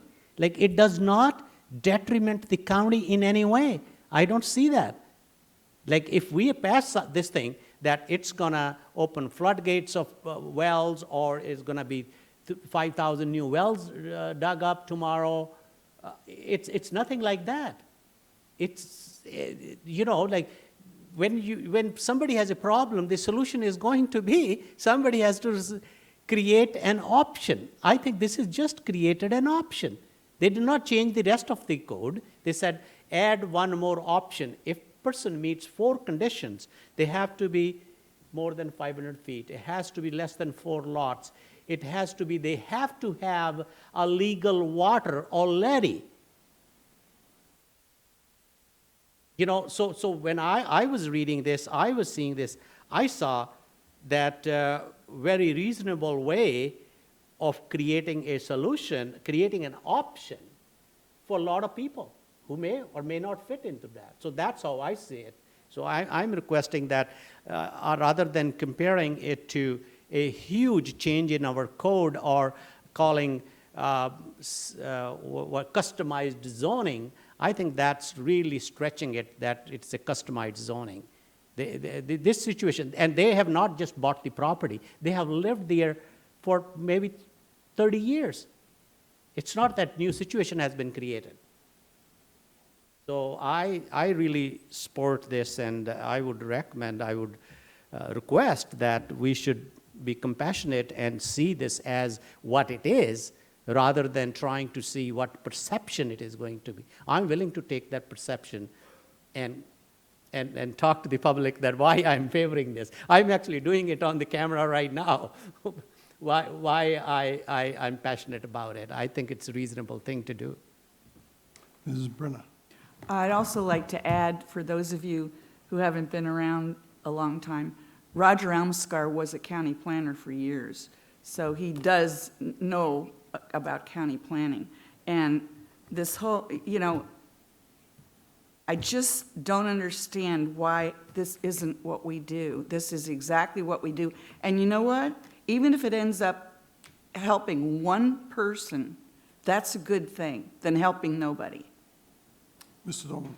And I want to make clear that I'm not questioning Mr. Olmskar's motives or reputation or his skills or his expertise.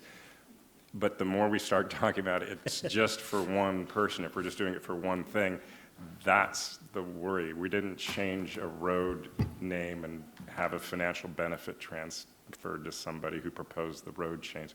And again, and I don't question Mr. Sadhu's motives or anybody's motives here, it's just that's a worry, and I don't know how many other water associations are going to be affected by this rule change in terms of what that does to who can hook up to their service area, and I'm hoping that's what the WOOC figures out. So, again, those are my 2 concerns. Not about anything about Mr. Olmskar personally. Mr. Brenner, sorry, Ms. Brenner, and then Mr. Sadhu. Again, I don't know how many times I have to keep saying it. This isn't about just one person, but we have actually passed rules that have only benefited one person in the past because they were fair. It was about fairness. It wasn't about, oh, is this going to benefit 1 or 1,000 or 1,500 or 1,000,000? It's about fairness, period.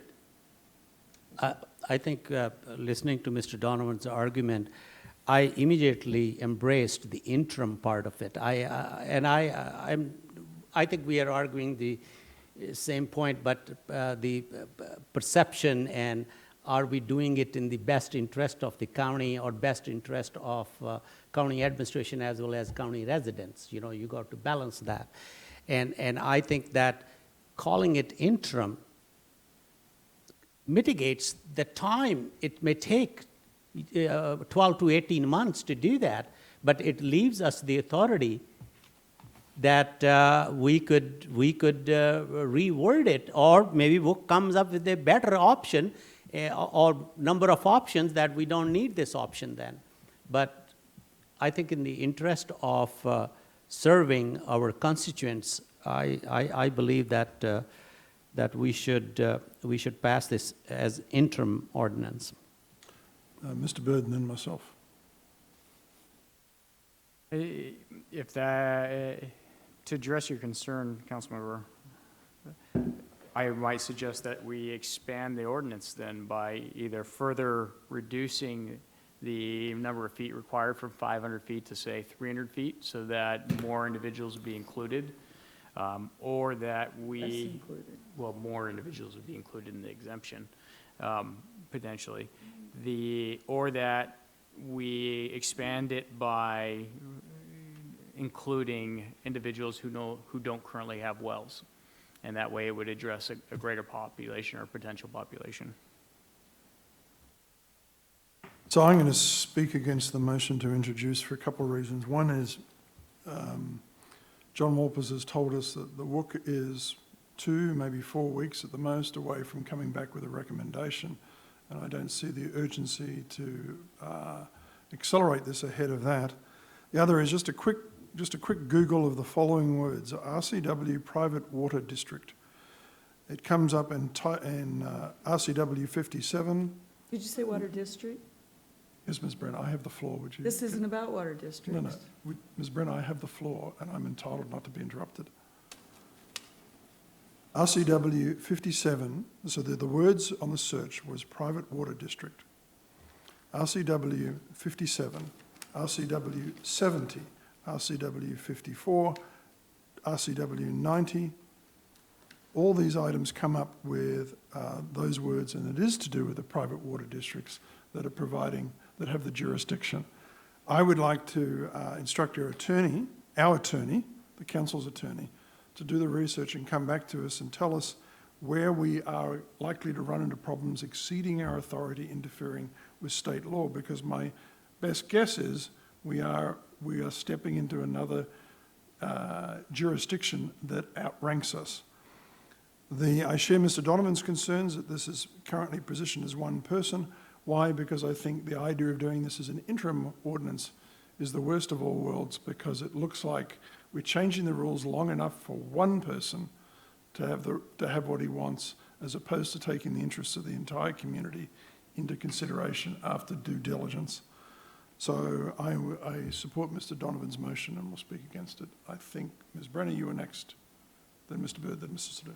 First of all, this has absolutely nothing to do with water districts. We were told that by the health department, by the WOOC, by people from the WOOC who stood up and said that. It's not about associations, it's about districts, that we have no authority over water districts, that we most certainly do. In fact, next to going to Superior Court, we are the only ones who have any authority regarding water associations. That's the only relief people can get with water associations, because they're not water districts.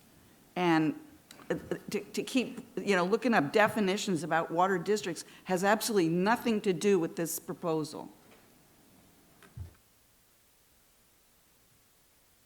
Mr. Bird. Association. I don't trust the suggested timeline of a month that the WOOC has come back, or John has come back and given us, and I'll tell you why.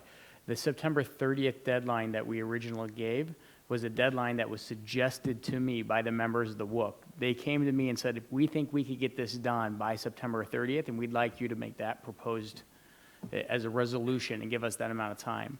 When they failed to hit that, and I have attended the WOOC meetings, several of them, when they were coming up on that deadline and knew they weren't going to hit it, they came back and said, hey, can we get 2 more weeks? We feel like we could do this in 2 more weeks. It's now 4 more weeks past that deadline, and they're coming back and saying, well, no, it's another month. We need another month. I don't believe we can trust the estimates that they've now provided us. These are 3 estimates, 2 of which they've gone back on. If we can't trust them for this and to be accurate or to hold themselves to their own timelines, then at what point are we going to turn around and say, okay, enough is enough, if it's not today? And if we're going to be looking at Google, then I had asked you to Google Cherry Point moratorium in Whatcom County. Oh, stop. No, because to Councilmember Donovan's point earlier, you will find thousands, because that's what I went and did, not just on our website, but on every publication in our county that says that that's what we were doing. And so if that's the holdup, is that it's perception, then the perception should be apples to apples, and it should be both. Otherwise, let's move forward, and let's not call that the barrier that we're all holding our hats on or hanging our coats on. Mrs. Sadoo, then Ms. Brenner. Mr. Brown, you just said that 2 weeks. Do I take it that what you are suggesting, that if WOC comes back in 2 weeks with their report, that we will move on action without waiting for the state health department? You just said that that you would like to delay it for 2 weeks. Suppose in 2 weeks WOC comes up with something. Are you suggesting that we will take a definitive action? Or we will wait, whatever WOC gives us, we send it to the state health board and wait for their input before we make any changes? I want to respect the process unless Ms. Brenner yields the floor. I will wait. I'm not until yielding the floor, I'm next. Then you're next, and I'll answer you after her. Okay. I think part of the problem is Mr. Brown doesn't understand what he just read, so I'm going to put it on the record. Water association means any purveyor of public water that is not organized as a municipal corporation, regardless of how the entity refers to itself. A water district, which is what he was showing me, a water district governed by RCW Title 57 or any other water purveyor organized as a municipal corporation is not a water association. So looking up districts does not give you the definition of what a water association is. They are not the same. And before you answer my question, I have one more to add to that, so you can. Water association, as we read it, they come under the health department. And we are, as a county council, health board. So the state has given the county council the authority to regulate and supervise water associations. That's what is part of our responsibility. And what we are doing is we are taking a county code, a health department code, and adding one more option to that. We're not changing the code. We are saying there is possibility of adding one more option. So this is totally in our jurisdiction. This is part of our responsibility as health board to take action on a county code. We're not changing RCW. Yes. I will respond to Mr. Sadhu's comment. To Ms. Brenner, partly to respond this way. Ms. Brenner, if I put in the words private water association, then we come up with RCW, references to RCW 35, RCW WAC 458, RCW 19, RCW 82, and some others. So again, my point about, I would like to ask our county council attorney to do the research and come back and tell us what our authority is before we start introducing a draft legislation and proposing the laws. Mr. Donovan and then Ms. Brenner. Oh, you didn't answer my question Oh, of sorry, 2 weeks. Then rephrase the question. My question was, you made a statement that in a couple of weeks we're going to hear back from WOC, and then we should decide. My question is that, are you saying that you are willing to make a decision on this in 2 weeks without waiting for the state health department or any other process? To be clear, my request is the representative of the WOC, John Walpers, has said that he is 2 weeks, maybe 4 weeks, if I remember his correctly, maybe didn't say that, but 2 to 4 weeks away from having a position or a statement from the WOC on this issue. And I think it's appropriate to hear what that statement is and then check to see what our legal authority is before we start making law that affects a private water association. That's my preference. I mean, obviously any other council member can disagree with it, but that's why I will be voting against introducing this. Ms. Brenner. well, to me, what you're doing is just a stall, because we were already told by attorneys that we do, with water associations, we're the place they can come before they have to go to Superior Court. That's the only other alternative, and that they are different from districts. So, you know, to say now you want to hear it from another one of our attorneys, we've already heard it, and I don't want to stall this for something that we've already heard. We have the authority to regulate certain things with water associations. This was one of them. In fact, that was one of the reasons that we all agreed to let it go to WOOC so that they could, you know, because they could handle it and bring it back. Well, I've listened, you know, to the audios. I've read all the minutes. WOOC is not dealing with this little minute issue. They got bigger issues. And so they're just not dealing with it. So, Mr. Dolman. And what's his face? John Walpers did not say that he would have something for us about this in 2 to 4 weeks. He said he's expecting to have one more meeting. He has no idea what it's going to end up meaning. Mr. Donovan, then myself, then Mr. Sadhu. I may haven't made this point very well, but the Water Association perspective is something that I guess is missing here. So this is not coming to us from a water association, but the water associations make investment in capacity. They have defined service areas. Their ability to serve those areas is somewhat contingent on the idea that people in those service areas at some point will be able to hook in. And there's some stuff I like in here about how that'll be encouraged, but I'm getting, this is hardly going to affect so few properties that it won't affect the water services ability to plan their expansion and expect people to hook in. Or I'm hearing it's going to actually catch a lot of people, in which case then it really might have an impact on how water associations are going to work, how they expect people to hook in, which is why I think the process that's going on right now where the water associations are there, but I'm getting conflicting messages here about it's like, it's not going to affect the water association's service areas and ability to get people to hook in because it's just like only a couple people, or it's going to really affect all these people, in which case neither of those messages are necessarily good. It's myself, then Mr. Sadhu, then Ms. Brenner, then Mr. Bird. So in my response, Ms. Brenner, earlier in this conversation, you pointed out that we were not getting the advice of our attorney. We were getting the advice of the attorney that was representing the health department. I would like the advice of our attorney for the council. The second thing is I want to make it clear. I actually like this idea. I'd like to see it be enacted because I think it's a good idea. I'm just not willing to go outside of my comfort zone in terms of the legal way in which we have to conduct ourselves. And I think it's inappropriate for us to be ramming this thing through, certainly ahead of hearing the position of the districts or the associations themselves. So that's my objection. I would like to see this enacted. Mrs. Sadhu, then Ms. Brenner, and Mr. Bird. Oh, okay. Okay.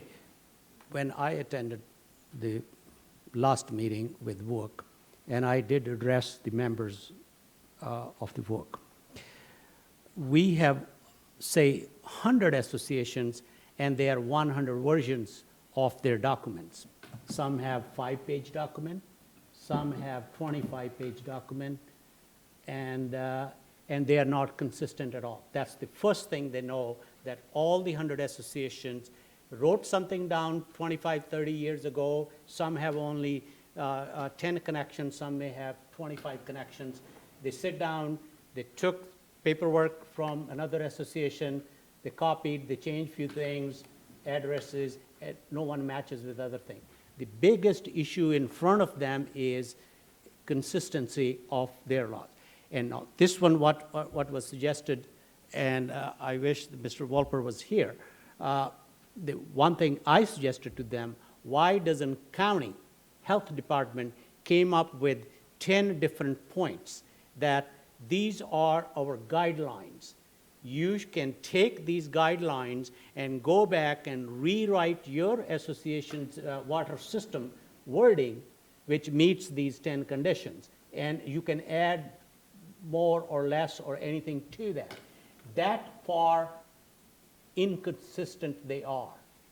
They cannot find even 3 to 4 things same within a small area of our county. 100 associations. So if we are expecting that WC's gonna sit down and come up with a solution to this thing, I really don't believe that.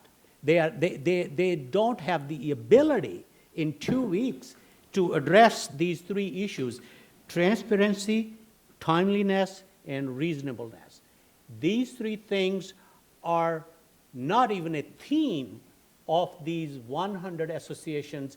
Some addresses some things, some addresses nothing at all. They just talk about who we're going to give connection to, not this. They haven't even considered this timeliness or fairness. So what I'm saying is actually a practical way that we should look for some solution, and we should undertake, and that was my suggestion to them, is that one of the recommendation when the WCC report comes back to the county council is that this is what the health department staff recommends to council to pass and give it back to all these 100 associations. Go back and rewrite your water system plan. And there are people, Dan Isis was there, Mr. Olson was there, and there were other people were there who are, and they agreed. They said, yes, this is that far apart that they need to, that much revision need to be done. And we are trying to solve an issue with one resident who brought it up. Like I said, there may be other people who just didn't have the whereabouts and patience to even continue. They just went back home and say, oh, well, I can't do it. So I have looked into I'm very convinced that this needs a lot of revision, and this is very small part of that. It's not a big deal that we are in legal jeopardy or we are perception, all this. I think that those are too much stretched imaginations. So I'm going to yield the floor to Ms.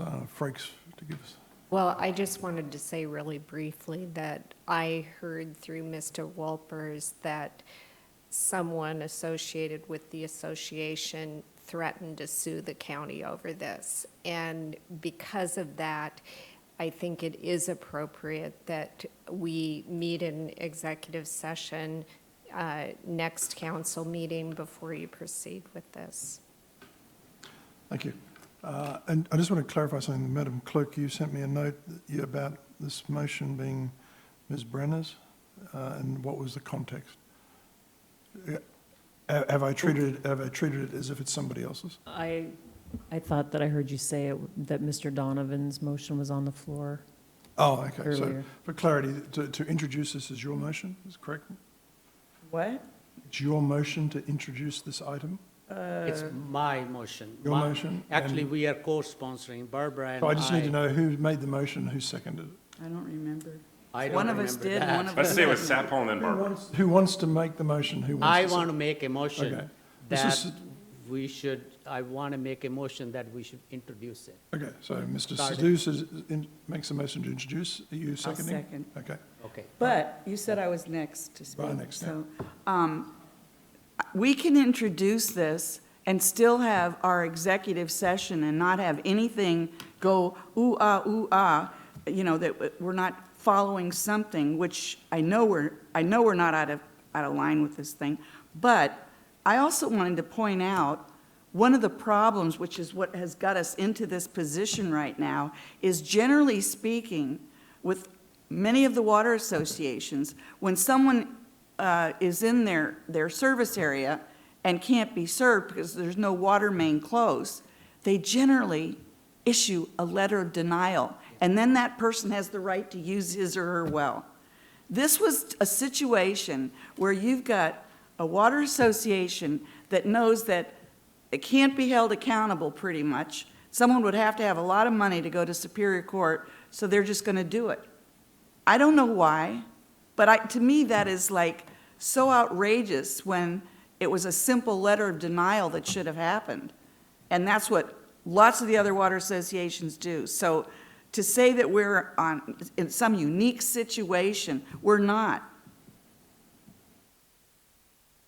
Mr. Bird, did you have your hand up? Anybody else have their hand up? Mr. Donovan, the thing that you had brought up a minute ago about does it affect them or does it not?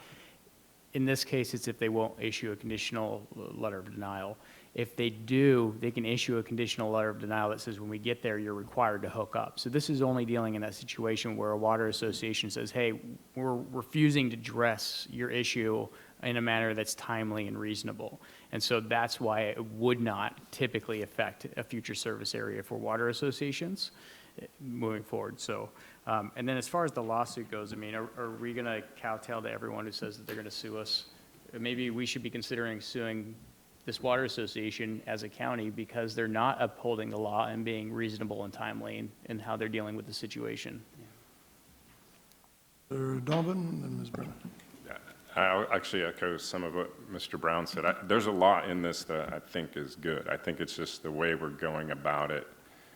And, you know, if the WOOC can't, I don't know how much time to give them. I don't want to give them too much more time. But if they can't get something where the water associations are saying we can figure this out, I'd likely support something like this. But I want to see where that process goes. I'm more concerned about that than the threat of, you know, whatever lawsuit. So, but I, you know, I want to know more about how it's going to affect the water associations.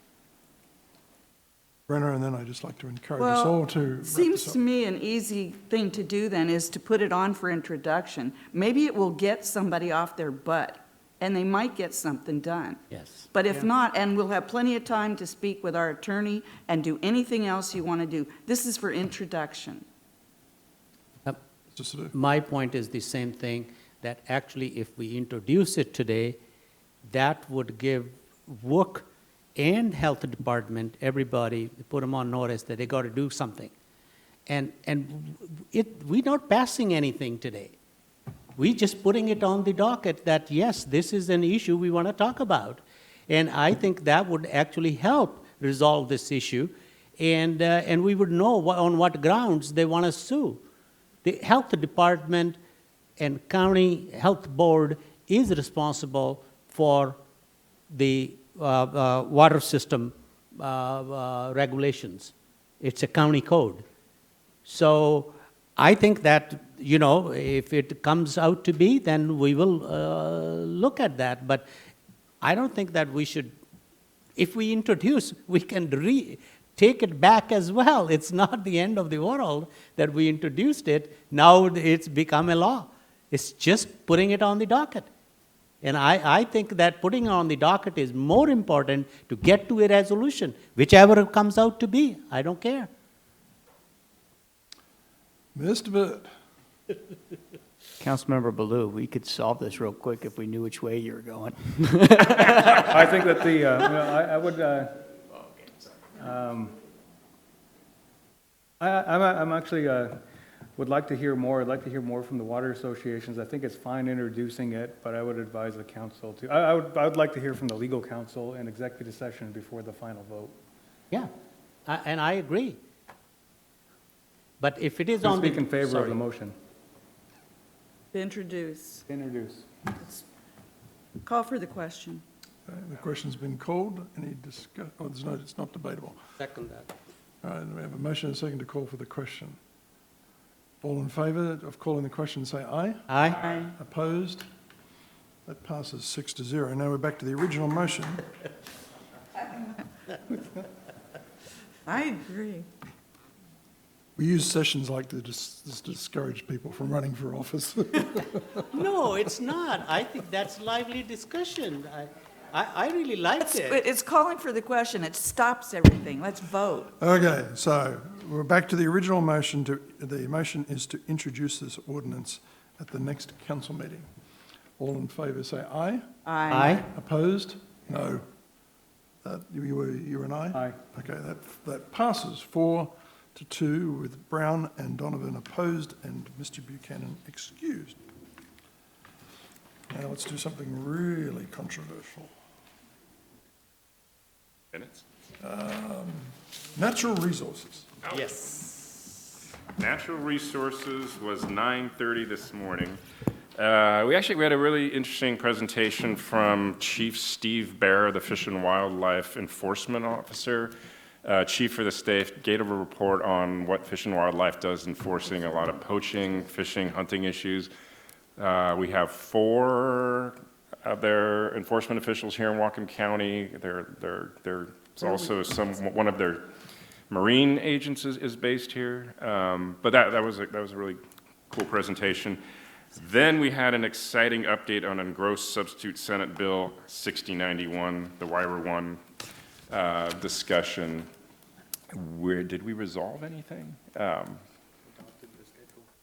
We did. Oh, yeah. So we learned from we learned from staff that ecology has kind of moved the goalposts and given us 2 weeks less to meet the February 1st deadline, and we've asked staff to see if they can somehow convince ecology to go back to the deadline that they actually gave us originally. But there's a very tight time frame between now and, considering the holidays as well, getting this through the process by time for the planning unit to see it, the council to see it, and pretty much 19 other different groups that have to see it that Ms. Brenner was quite thrilled about. So that's Natural Resources. Finance and Administration, we had a short video brought down by Mr. Brown. I think it was very informative and nicely done, and it brought to light a lot of issues which normally we don't hear about or know about, and they are very important for people to have ID. I think that's what we saw. So many people came to the council meeting today in support of that, and I totally support that initiative as well. So that was very, very nice presentation. The other lively discussion we had about this grant from the Homeland Security about buying a saltwater vessel. Quite a lively discussion, information from Sheriff. I think that was actually just the highlights of the Finance Administration Committee. That's it. Thank you. Next up is Committee of the Whole, which we met and discussed 2 items in executive session, which we voted on earlier. And then after the Special Committee of the Whole, we had a presentation from the County Executive on the 2019-2020 budget. And then we were going to have a ongoing discussion about Cherry Point, but we have asked for information from the industries out there for which we have yet to receive, and so we deferred it. And next up is planning. Planning and Development Committee, we had a semi-annual report from the Planning and Development Services Department. We also discussed the same water ordinance earlier today, and then we had a discussion on the PDRs and TDRs and density credits. Ms. Brenner. Yeah, I wanted to comment on natural resources and planning. Natural resources, I think it's so outrageous that we would let a state agency that is supposed to be administrative and not legislative. The legislature did not even think about doing that. We had been given a deadline for us of February 1st to have at the latest date possible ecology to come back to us and claim that they're going to need at least 2 weeks, which would give them more time than we would have had with it, to approve something is outrageous, and they are completely misrepresenting what they're supposed to be doing by doing that. So I hope the council stands fast, and our date is February 1st, not the other date. The other one on planning, whoever, if anybody wasn't at the meeting or anybody here, Mr. Personius's comments and what he went through with us on planning was so informative. I didn't even know lots of it. You know, I thought it was amazing. So if anybody has the time to get a hold of that information, he gave out information written, so it's all written, and it was well worth looking at. Thank you. Other items? Council member updates. Ms. Brenner, Mr. Bird, Mrs. Sadhu. Yes, we had a brand-new granddaughter.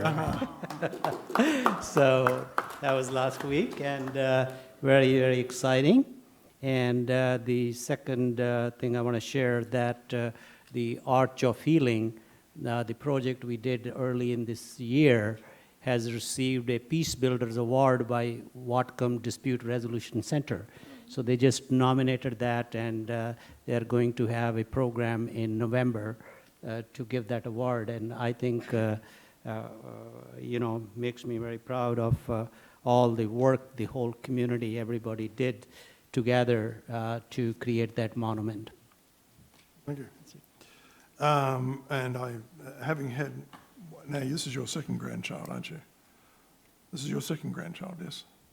Pardon me? This is your second grandchild, correct? Yes, this is our second granddaughter. How many grandchildren? Yes. If anybody wants them. Well, you're twice as wealthy as I am. As well, yeah. So, two things for me. I spent a session with Governor Jay Inslee and other members of the North Sound Behavioural Health Organisation down in Everett, discussing priorities, and both his priorities, and he was listening to us in terms of our concerns and ideas. And then I also did a regional meeting with members of the councils of Skagit, Whatcom, Island and San Juan, which was another discussion meeting about mutual interests and so forth. And I do want to echo a comment made by one of the other council members that although those four counties are represented by the 40th, the 42nd and the 10th district, only representatives from the 10th district turned up. So they deserve credit for doing so. I want to add one more item. When the U.S.-Canada trade agreement was announced a couple of weeks ago, President Trump announced that they are opening tariff negotiations with India. And this is special reference to our county. And I have done some work for 3 years to open or work with India for export of a blueberry and raspberry. And I have been to Mumbai and New Delhi to work with U.S. trade representative in India. And it was on their docket because India charges 36% tariff on blueberry and raspberry. And they have zero blueberry and raspberry industry in India. I bet. Yeah, they don't grow, or strawberry. But 50 years ago, somehow it got on their list that this is one of the items they would tax or tariff 36%, and that includes the freight. It's not on the fruit. It's the landed price at their port. They add 36% to it. So I've been working on it, and they have said that whenever the opportunity came, so I reached out to Henry Bierling and Brad Rader and Blueberry Commission and to Suzanne Delbenet and Rick Larson to make sure that whenever these negotiations happen, and I think they're going to happen fairly soon, and that this should be on the list because it will tremendously benefit the whole West Coast and especially our county if we are able to open up that market. So I just wanted to put it on the record that it's a very important step for our county if we are able to get that. Thank you. Anything further? Seeing none, we are adjourned. Anybody want this copy? Yes. I got it.